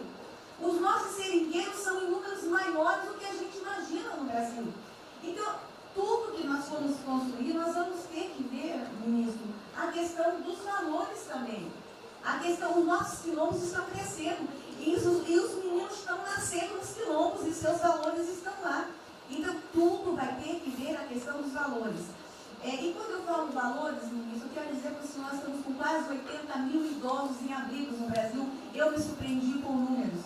Nós estamos com quase 60.000 crianças em abrigos no Brasil. Os números estão me surpreendendo. E eu estou com um número absurdo de mulheres também em busca de abrigos por causa de violência. Então, tudo isso tem que vir para este pacote. Nós vamos ter que fazer algumas revisões de políticas públicas no Brasil. Então, por favor, ministro, coloque aí a questão de valores. E quando eu falo valores, aí eu quero olhar para o nosso novo ministro aqui da Saúde e dizer, ministro, valores estão lá no seu ministério também. Neste momento de pandemia, a gente está vendo aí a palhaçada do STF trazer o aborto de novo para a pauta. E lá está a questão de as mulheres que são vítimas do Zika vírus vão abortar. E agora vem do coronavírus. Será que vão querer liberar que todos que tiveram coronavírus poderão abortar no Brasil? Vão liberar geral? O seu ministério, ministro, está lotado de feminista que tem uma pauta única, que é a liberação do aborto. Quero te lembrar, ministro, que está chegando agora, este governo é um governo pró-vida, é um governo pró-família. Então, por favor. E aí, quando a gente fala de valores, ministro, eu quero dizer que nós estávamos sim no caminho certo. A gente não precisa reinventar muita coisa, não. E eu quero citar aqui um exemplo da política indigenista como este governo estava construindo. Todo mundo começou a dizer, a esquerda começou a falar, que o coronavírus iria dizimar os povos indígenas no Brasil. O primeiro óbito, dia 12 de abril, sabe o que é isso? A forma como nós estávamos conduzindo a política indígena no Brasil. Primeiro óbito, dia 12 de abril. E eu fui lá para a Amazônia, em Roraima, junto com o presidente da FUNAI e o secretário nacional de saúde indígena, para acompanhar o primeiro óbito. A forma como a gente conduziu deu muito certo. Vamos ter que melhorar? Vamos ter que melhorar. E por que nós fomos lá, presidente? Porque nós recebemos a notícia que haveria contaminação criminosa em Roraima e Amazônia, de propósito, em índios, para dizimar aldeias e povos inteiros para colocar nas costas do presidente Bolsonaro. Eu tive que ir para lá com o presidente da FUNAI e me reunir com os generais da região e o superintendente da Polícia Federal para a gente fazer uma ação ali meio que sigilosa, porque eles precisavam matar mais índio para dizer que a nossa política não estava dando certo. Então, o que a gente estava fazendo estava dando certo, o que nós estamos fazendo está dando certo. Então, aqui, general, todo o nosso trabalho que envolve políticas de valores precisa estar aqui no Pró-Brasil. E aí, presidente, só para encerrar, eu quero dizer para o senhor que a sua angústia tem razão de ser. Nunca houve tanta violação de direitos no Brasil como neste período. Direitos fundamentais foram violados. No nosso Disque 100 tem mais de 5.000 registros, ministros, de violação de direitos humanos. Mas o senhor tem uma ministra de direitos humanos e uma equipe muito corajosa. São mais de 5.000 procedimentos e ações que estão sendo construídos. Governadores e prefeitos responderão ao processo. Idosos estão estão sendo algemados e jogados dentro de camburões no Brasil. Mulheres sendo jogadas no chão e sendo algemadas por não terem feito nada. Nós estamos vendo padres sendo multados em R$90 mil porque estavam indo da igreja com 2 fiéis. A maior violação de direitos humanos da história do Brasil nos últimos 30 anos está acontecendo neste momento. Mas nós estamos tomando providências, a pandemia vai passar, mas governadores e prefeitos responderão processos. E nós vamos pedir, inclusive, a prisão de governadores e prefeitos. E nós estamos subindo o tom. E discursos estão chegando. Nosso ministério vai começar a pegar pesado com governadores e prefeitos. Nunca vimos o que está acontecendo hoje. Se eles falavam que nós éramos violadores de direitos, eles estão. Inclusive, o governador Wellington agora, ontem, determinou que a polícia poderá entrar nas casas. Vocês não imaginam o que ele vai fazer. Poderá entrar assinou. A polícia poderá entrar na casa sem mandato. Então, assim, as maiores violações estão acontecendo nesses dias. Então, nós estamos fazendo enfrentamento de mais de 5 procedimentos. O nosso ministério já tomou a iniciativa e nós estamos pedindo, inclusive, a prisão de alguns governadores. Então, está aí algumas respostas. Valores. Por favor. Valores. Posso falar? Vamos ver mais. Houve aqui uma apresentação, uma representação do ministro Paulo Guedes, que a senhora vai receber mais dinheiro. Obrigada. Ministro Marcelo, por favor. Obrigado, vou ser bem breve também. Primeiro, parabenizar o ministro Braga Neto pelo... Eu queria só deixar uma coisa seguinte, eu fico brincando. Não é trabalho meu, é trabalho da equipe e eu roubei ideia de um bando de gente. Eu roubei ideia aqui, ali, eu roubei ideia. Tá? Eu aproveitei a ideia, só coordenei. Um cronograma importante do projeto, obviamente, todos os ministérios, como o Ministério do Turismo também, já estamos finalizando até amanhã esse programa de retomada. E, presidente, o turismo, obviamente, ele tem uma importância muito grande para a economia, o Paulo Guedes sabe disso, mais de 8%, ou seja, quase 10% do PIB nacional é turismo. E o presidente falou que vai extinguir o Ministério porque o turismo acabou. Agora precisa do Ministério mais do que nunca, presidente. O turismo ele vinha numa crescente muito importante. O ano de 2019 cresceu 2,6%, enquanto a economia cresceu 1%, gerou 163% a mais de emprego do que o ano de 2018. E, obviamente, no meio dessa pandemia, foi o primeiro a ser impactado de forma brutal. O Rogério Marinho sabe bem disso e nos ajudou muito aí.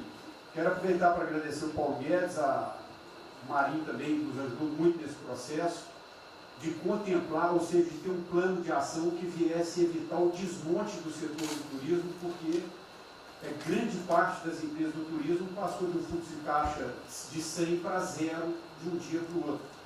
Então, ações como a suspensão de contrato de trabalho, o ministro Moro também, agradeço, teve uma ação fundamental para o setor, que foi uma medida provisória que contemplasse ambas as partes, tanto o consumidor quanto as empresas, através da Senacom, que impediu judicializações em massa, porque aquela pessoa que comprou o ingresso de um show ou um pacote turístico, ela, se fosse para cima das empresas ainda para pedir um reembolso de imediato, isso seria catastrófico, geraria mais desemprego ainda.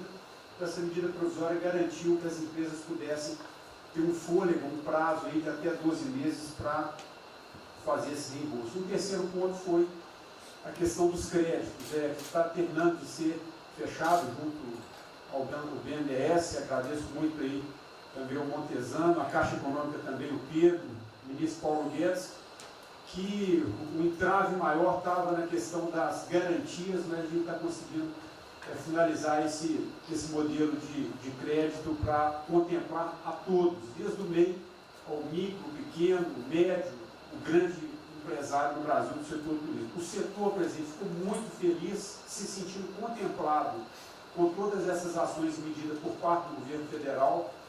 O setor do turismo no Brasil fizeram cartas com as principais associações agradecendo a postura do governo federal em relação a isso. Eu quero, presidente, falar um assunto aqui que talvez seja muito polêmico, mas eu acho que é importante esse debate nesse momento. Aí eu falo também para a ministra Damares, que eu sei que é uma pauta muito sensível também a ela, que é a questão, presidente, porque o Ministério do Turismo agora tem que ter um planejamento, um plano de atração de investimentos, que é o que gera emprego, renda, é o que ajuda, obviamente, a economia do Brasil. E para isso, presidente, eu acredito que é um momento propício nesse planejamento da retomada discutir os resorts integrados. Não é legalização de jogos, não é bingo, não é caça-níquel, são resorts integrados. Obviamente, presidente, uma pauta que precisa ser construída, ainda mais estou olhando para o cara que veio para mim.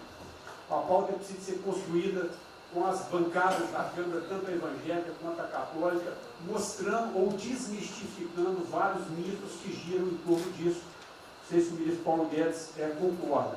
Nós temos a possibilidade de atrair pelo menos 40 bilhões de dólares para o Brasil só de outorgas, de investimentos imediatos para essa pauta.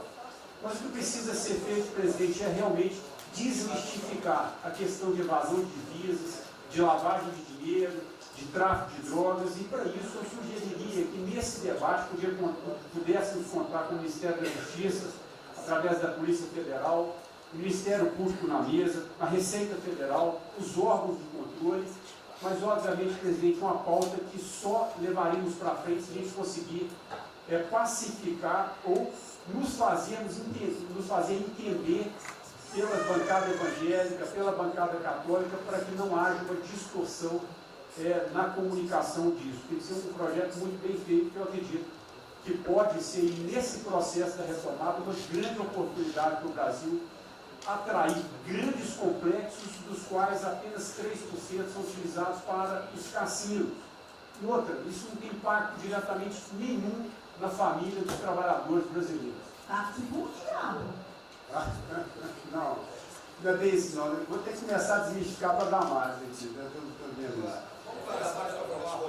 Então, presidente, aqui, não estou dizendo que a gente tem que colocar isso como um projeto de governo, obviamente, mas abrir esse debate em torno dos resorts integrados.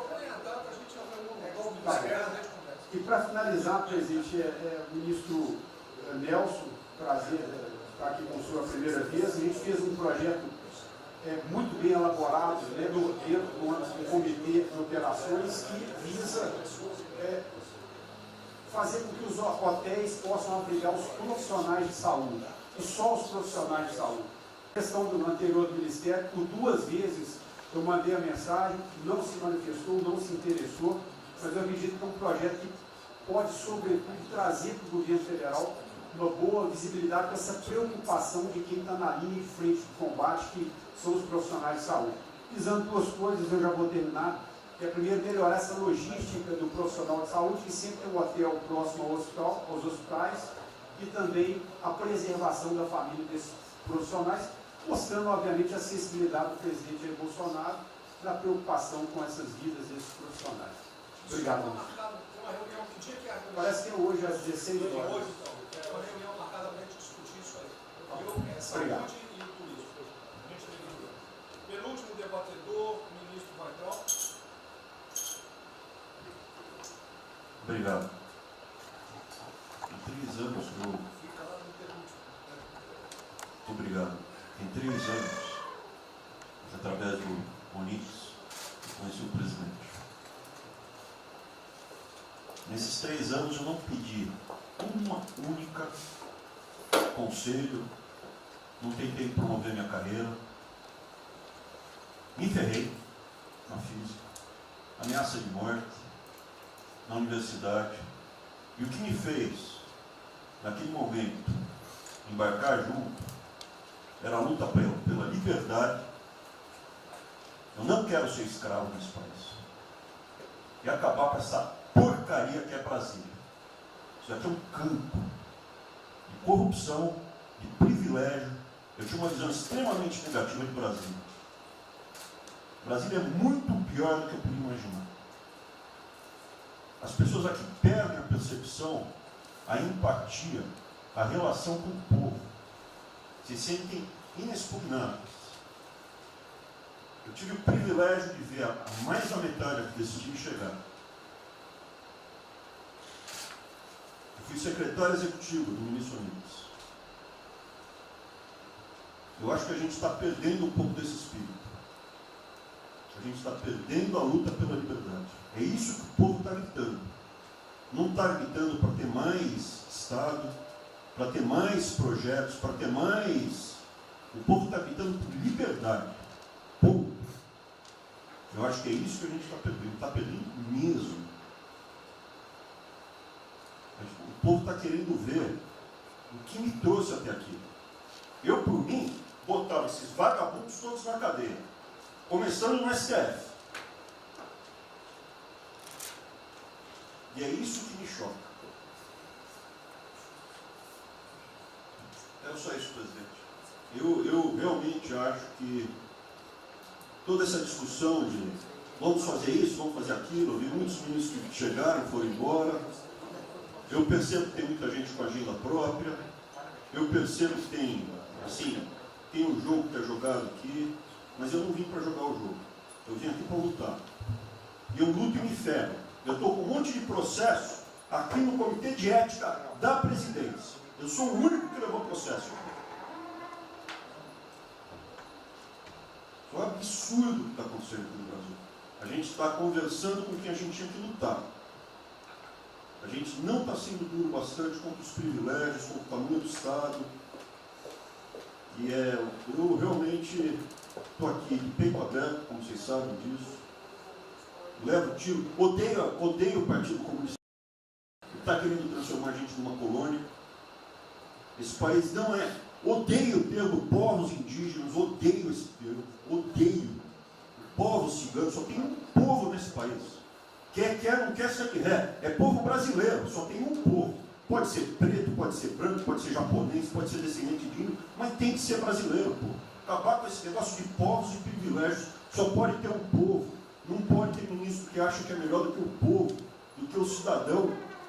É um absurdo, a gente chegou até aqui. O senhor levou uma facada na barriga.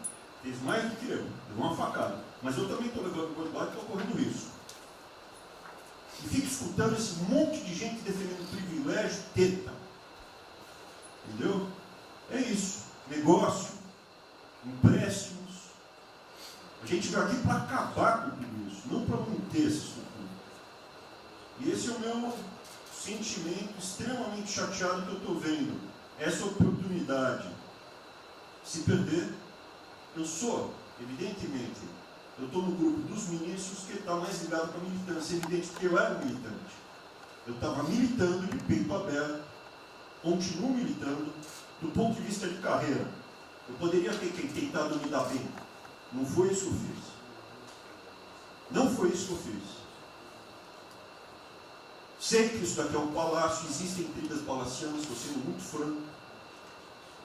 E a gente pode sim perder a liberdade, perder esse país. Ninguém vai se dar bem se a gente perder esse país.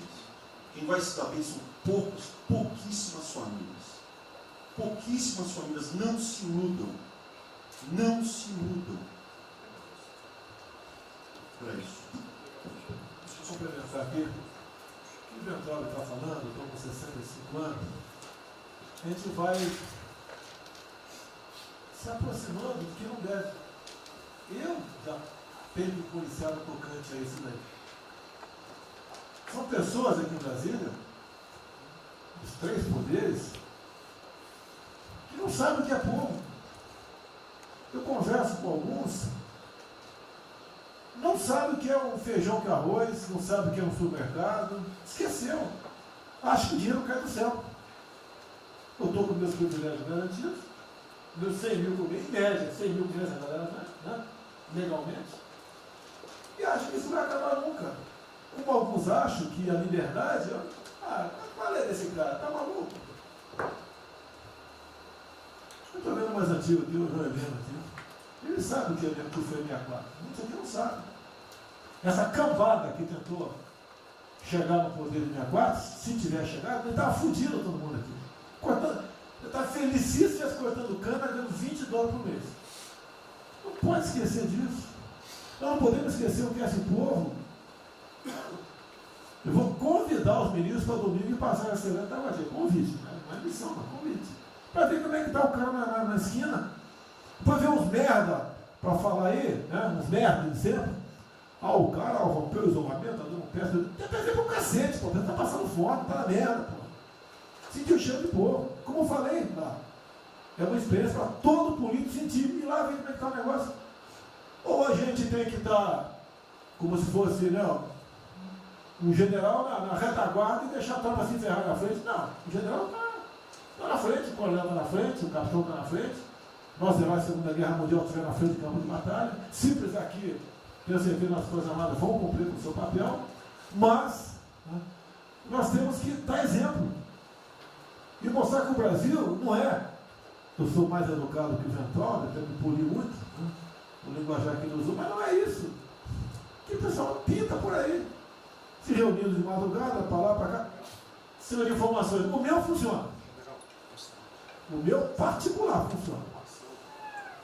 Os que tem oficialmente desinformam. E voltando ao tema, eu prefiro não ter informação do que ser desinformado por cima de informações que eu tenho. Então, pessoal, muitos vão poder sair do Brasil. Eu não quero sair, ver a minha irmã de Eldorado, outra de Cajati, o coitado do meu irmão, capitão do exército de Miracatu, se fuder, pô. Como é perseguido o tempo todo. É a bosta da Folha de São Paulo, diz que meu irmão foi expulso de um açougue em registro, que estava comprando carne sem máscara. Comprovou no papel, estava em São Paulo esse dia. O dono do restaurante, do açougue, falou que não estava lá.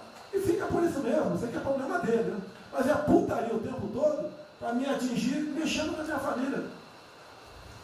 Já tentei trocar gente da segurança nossa no Rio de Janeiro, oficialmente, e não consegui. Isso acabou. Eu não vou esperar fuder minha família toda, de sacanagem, ou amigo meu, porque eu não posso trocar alguém da segurança na ponta da linha que pertence à estrutura. Vai trocar. Se não puder trocar, troca o chefe dele. Pode trocar o chefe dele? Troca o ministro. E ponto final. Não estamos aqui para brincadeira. Eu tenho um garoto aqui, com todo respeito, do BNDES.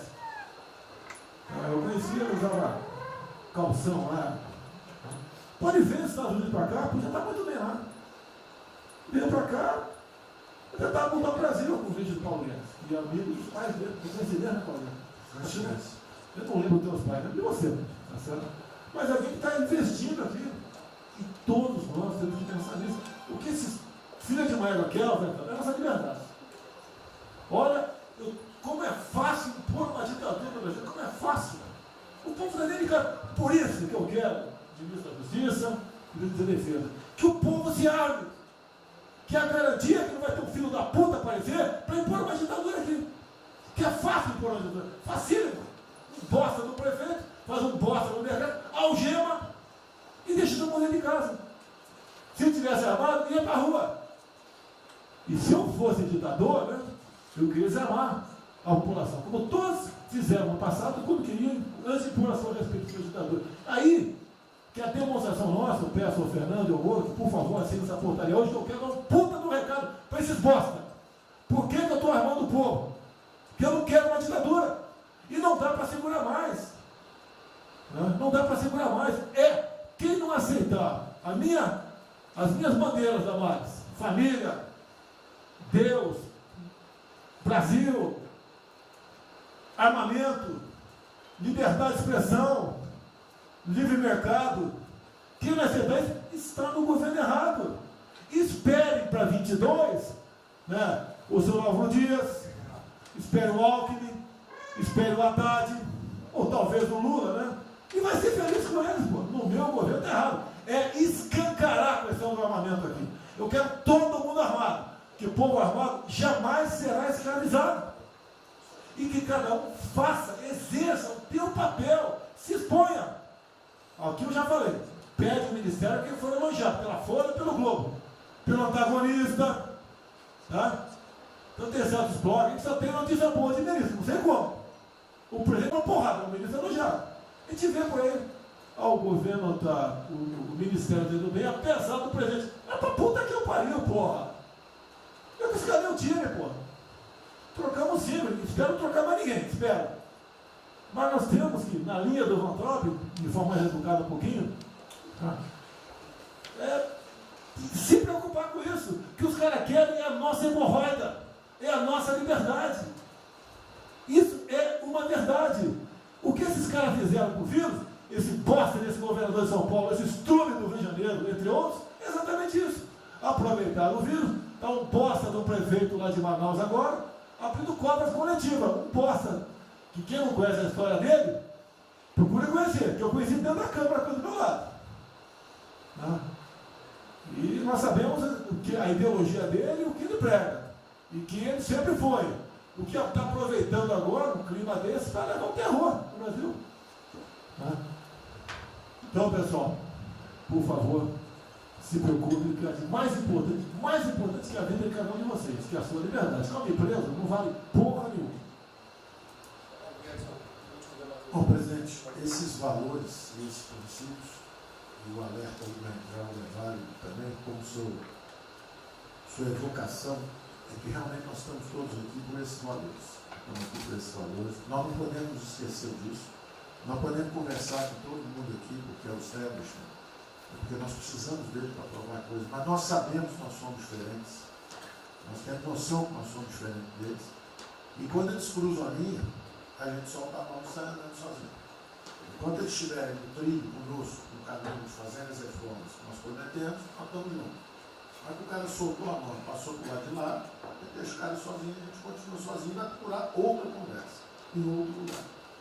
Então, eu acho que manter essa ideia que nos trouxe aqui, e eu tenho dito isso em todo lugar, e lá fora, eu converso, semana passada eu conversei com os ministros da Fazenda de G20, conversei com os ministros também de Economia dos BRICS, e a mensagem que eu levo é sempre a mesma: o Brasil vai surpreender o mundo.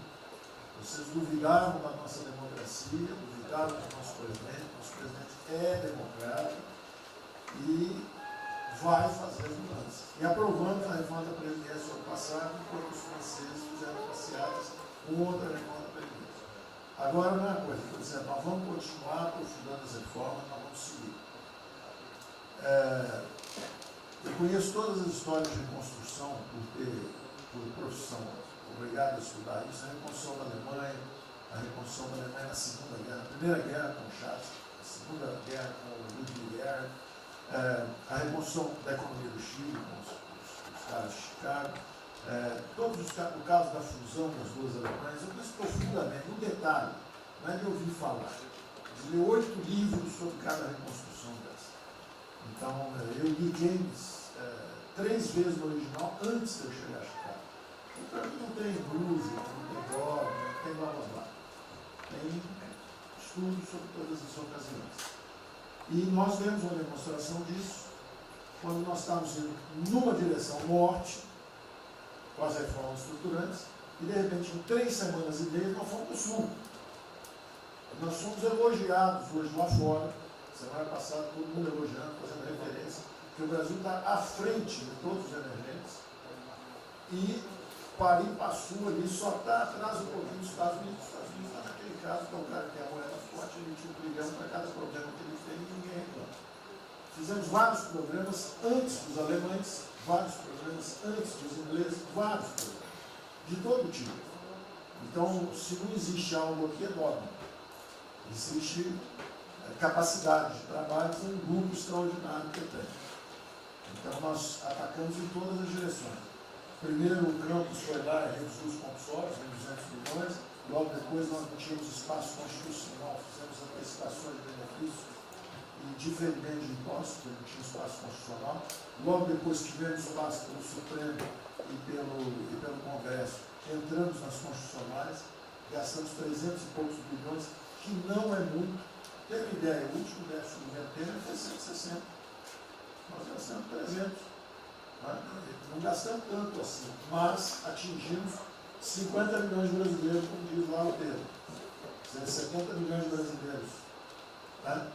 Lançando essa camada para os mais frágeis, pegamos os idosos, pegamos as empresas, microcrédito, depois de 0 a 360 mil, depois de 360 até 10 milhões. Montamos um comitê de bancos, estamos lá com o Montezano agora fazendo justamente a reestruturação. Não vai ter molezinha para a empresa aérea, para nada disso. É dinheiro que nós vamos botar usando a melhor tecnologia financeira lá de fora. Nós vamos botar dinheiro, vai dar certo, nós vamos ganhar dinheiro. Nós vamos ganhar dinheiro usando recursos públicos para salvar grandes companhias. Agora nós vamos perder dinheiro salvando empresas pequenininhas. Então nós estamos fazendo tudo by the book direitinho. Na conversa com os ministros da Fazenda lá de fora, eu disse que nós estamos com um déficit extraordinariamente alto esse ano, da mesma forma que eles, está todo mundo na mesma direção, só que nós caímos no chão, está uma confusão, tiro, porrada e bomba, mas nós não perdemos a busca. A gente cai, levanta e sabe para onde nós temos que ir. Nós não vamos perder a busca.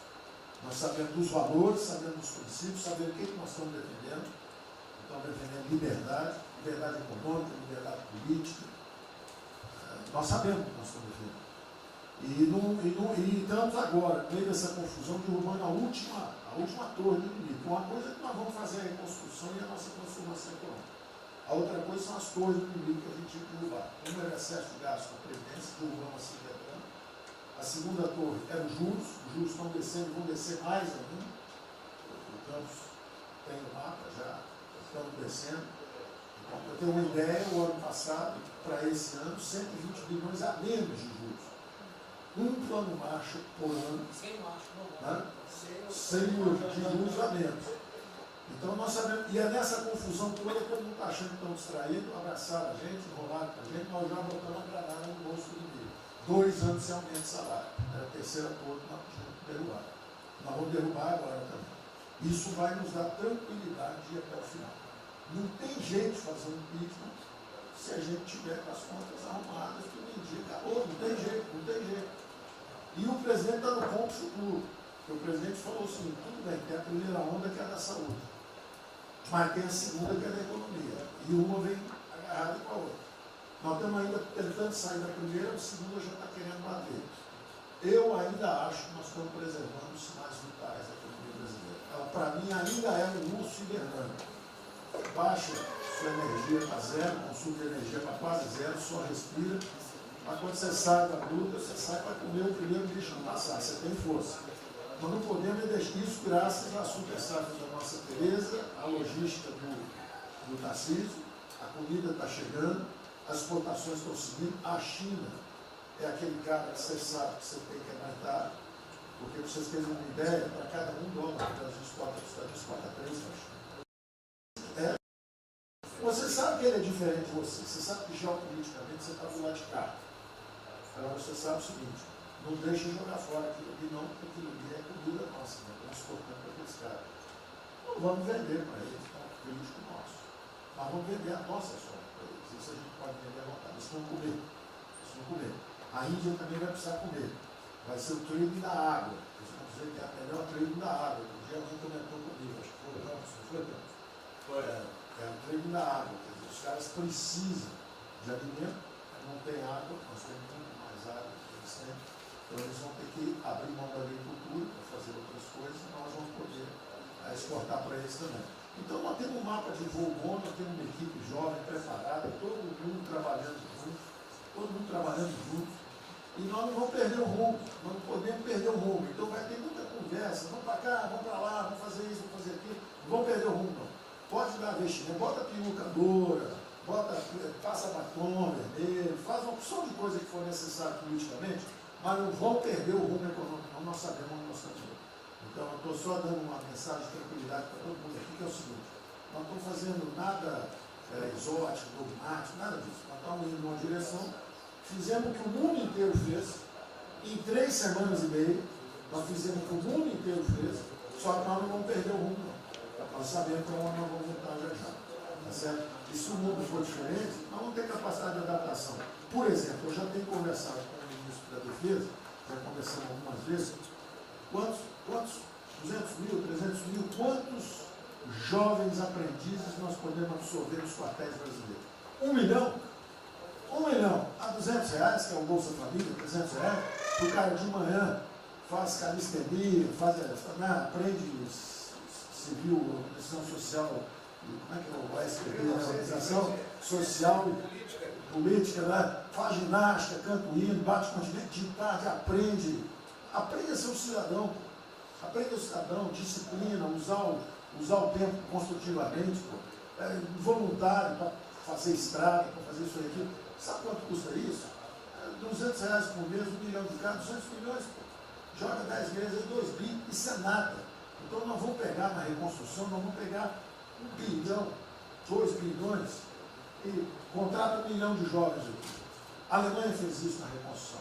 Aí você também quer fazer estrada, precisa de 3, 4 milhões a mais, tem um orçamento de 8, toma aqui seus 4 milhões. Isso não faz falta. Não faz falta. Não é isso o problema.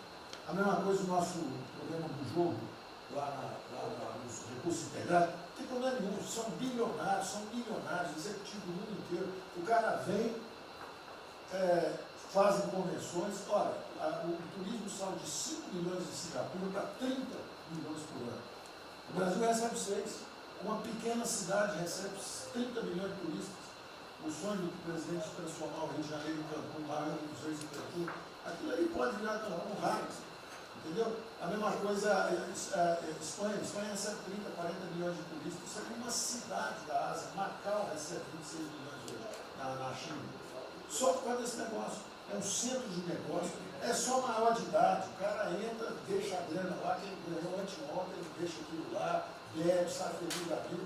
Aquilo ali não atrapalha ninguém. Aquilo não atrapalha ninguém. Deixa cada um se fuder. Damares, o presidente fala de liberdade. Deixa cada um se fuder do jeito que quiser. Principalmente se o cara é maior, vacinado e bilionário. Deixa o cara se fuder. Lá não entra nenhum brasileirinho. Não entra nenhum brasileirinho desprotegido. Se a CGU tiver como controlar a entrada e a saída do dinheiro. Isso, então vamos lá. Se não tiver como lavar dinheiro. Então, só para terminar as observações também finais ali, o Campos falou duas coisas também interessantes. Então, o Campos falou duas coisas interessantes ali. Uma é o seguinte: o estrangeiro para vir para fazer investimento, eu recebi um embaixador, já reportei isso para o presidente, eu recebi o embaixador dos Estados Unidos e ele veio conversar conosco. E a mensagem maior dele era uma só. Assim, olha, nós queremos um bom ambiente de negócio. Nós vamos colocar centenas de bilhões de dólares. O mundo inteiro quer investir no Brasil. Agora nós precisamos de um bom ambiente de negócio. Simplificação de impostos, segurança jurídica, coisa desse tipo. Né? Então, o secretário do Comércio Americano, que é o Wilbur Ross, o cara me disse o seguinte: eu só tenho um conselho para vocês. Vamos aderir ao GPA, ao General Purchasing Agreement, que é o seguinte: é um acordo, nós com a entrada na OECD, nós assinamos esse acordo, e esse acordo diz o seguinte: não pode haver nenhuma compra governamental sem transparência. Acabou. Então não basta a gente fazer isso, quer dizer, não vai fazer concorrência para concessão, privatização. Então nós já estamos na pista certa, já estamos indo na direção certa. Só uma informação sobre isso aí. Eu fiz uma reunião com o pessoal da CDE essa semana, agora, foi semana passada, falando do nosso interesse. Eles falaram que já nos consideram na CDE. Sim. Tá? Então, os ministérios, estou falando isso porque vários ministérios têm uma pauta a cumprir. Vamos continuar nisso porque vamos dizer, a impressão foi excepcional. Só um dado aqui do ACDE,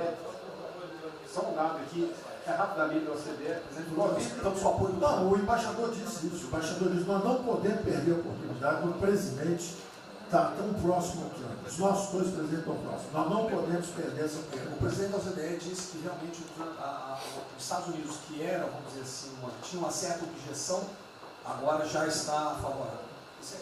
Ministro, é só um dado: a OCDE, 90% dos países que hoje integram a OCDE já contam com os resorts integrados. Os outros 10% são muçulmanos. 88% tem um ensino domiciliar. Então a gente vai entrar com a MD hoje lá, tá? Homeschool. Obrigada.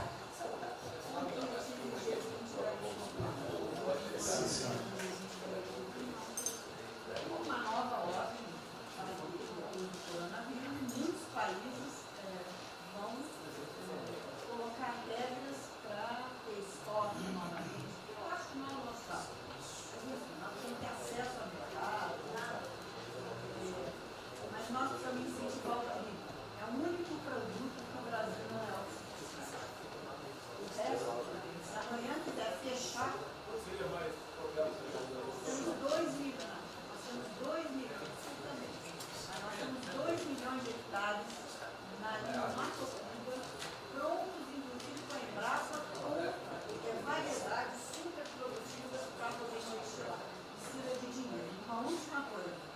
dinheiro que volta, financiamento, não precisamos rebaixar os juros. A agricultura não aguenta 9% de juros, é muito alto. Sobre o Brasil não fala nada, não. O Banco do Brasil não está tudo em cobra. O Banco do Brasil não está tudo em cobra, porque nem privado nem público. Então, se for apertar o Rubem, coitado, ele é super liberal. Mas se apertar ele e falar, bota o juro baixo, eu não posso, senão a turma, os privados, meus minoritários, me apertam. Aí você fala assim, bota o juro alto, eu não posso, porque senão o governo me aperta. O Banco do Brasil é um caso pronto de privatização. É um caso pronto, e a gente não está dando espaço. O senhor já notou que o BNDES e a Caixa, que são nossos públicos, a gente faz o que a gente quer. O Banco do Brasil não consegue fazer nada, ele tem um liberal lá. Ele tem que vender essa peça logo. Apesar de todo aumento de risco que passou a haver no sistema bancário, o Banco do Brasil está expandindo bastante seus empréstimos e a agricultura, a ministra Tereza Cristina testemunha aqui de que o apoio está sendo muito grande e nós estamos numa situação confortável, ministro, porque, primeiro porque em termos de liquidez, o público vê o Banco do Brasil como um porto seguro. Então, nós não estamos tendo problemas que outros bancos estão tendo, de preocupação com a liquidez do banco, a rigidez do banco. E na nossa formação de resultado, as pessoas físicas não têm um papel preponderante dentro do Banco do Brasil. E nós temos a felicidade, nesse momento, de contar com folhas de pagamento de empresas públicas, das Forças Armadas, né, que em termos relativos, estão numa situação mais segura do cidadão comum, que não participa de empresas públicas. Mas só confesse o seu sonho. Confesse o sonho. Confesse o seu sonho. Em relação à privatização...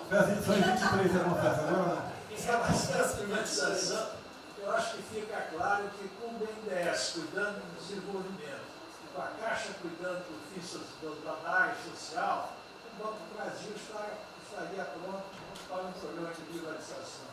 Né? Mas isso a gente pode fazer. Só se discute, só se fala isso em 23. A gente pode fazer um dia um seminário aí, posso escrever. Porque o Banco do Brasil no passado teve muitos privilégios pelo fato de ser público. Né? As folhas de pagamento vinham naturalmente do Banco do Brasil para a Caixa, a administração dos depósitos judiciais eram sempre do Banco do Brasil e da Caixa. Hoje isso tudo é processo de concorrência. Nós temos que pagar muito caro por esses antigos privilégios que não são mais privilégios. E fica só o lado ruim de ser estatal, pesando no Banco do Brasil. Porque a gente não tem a mesma facilidade de contratação, a gente não tem a mesma facilidade de demissão de maus funcionários e vai por diante. Quer dizer, tudo tem que submeter ao governo, tem o Tribunal de Contas travando tudo. Né? O Tribunal de Contas hoje em dia é uma usina de terror. Se a gente faz alguma coisa, está arriscado ir para a cadeia. Se não faz, é processado por inação. Você não tomou as providências que tinha que ter tomado. Virou um terror isso. Se ficar o bicho pega, se correr o bicho come. Agora, se me permite, eu queria fazer uma observação rápida sobre a área de medicina. Eu acompanho os números diariamente. Eu vejo que os óbitos, eles chegaram diários, passaram de 200 durante alguns dias, 4, 5 dias, mais de 200 pessoas sendo mortas. De uns 4, 5 dias para cá, esses óbitos caíram bastante, já não chegam mais na casa de 200. A minha sensação, de quem não é especialista no negócio, mas que observa os números, é que o tal do pico, o tal famoso pico, que gerava tantas preocupações, a minha sensação é que esse pico já passou. Né? Agora, é que o senhor não viu o número que nós mostramos agora, mas isso é outra história. Senhores, sem querer cortar, muito obrigado a todos, porque senão não teria.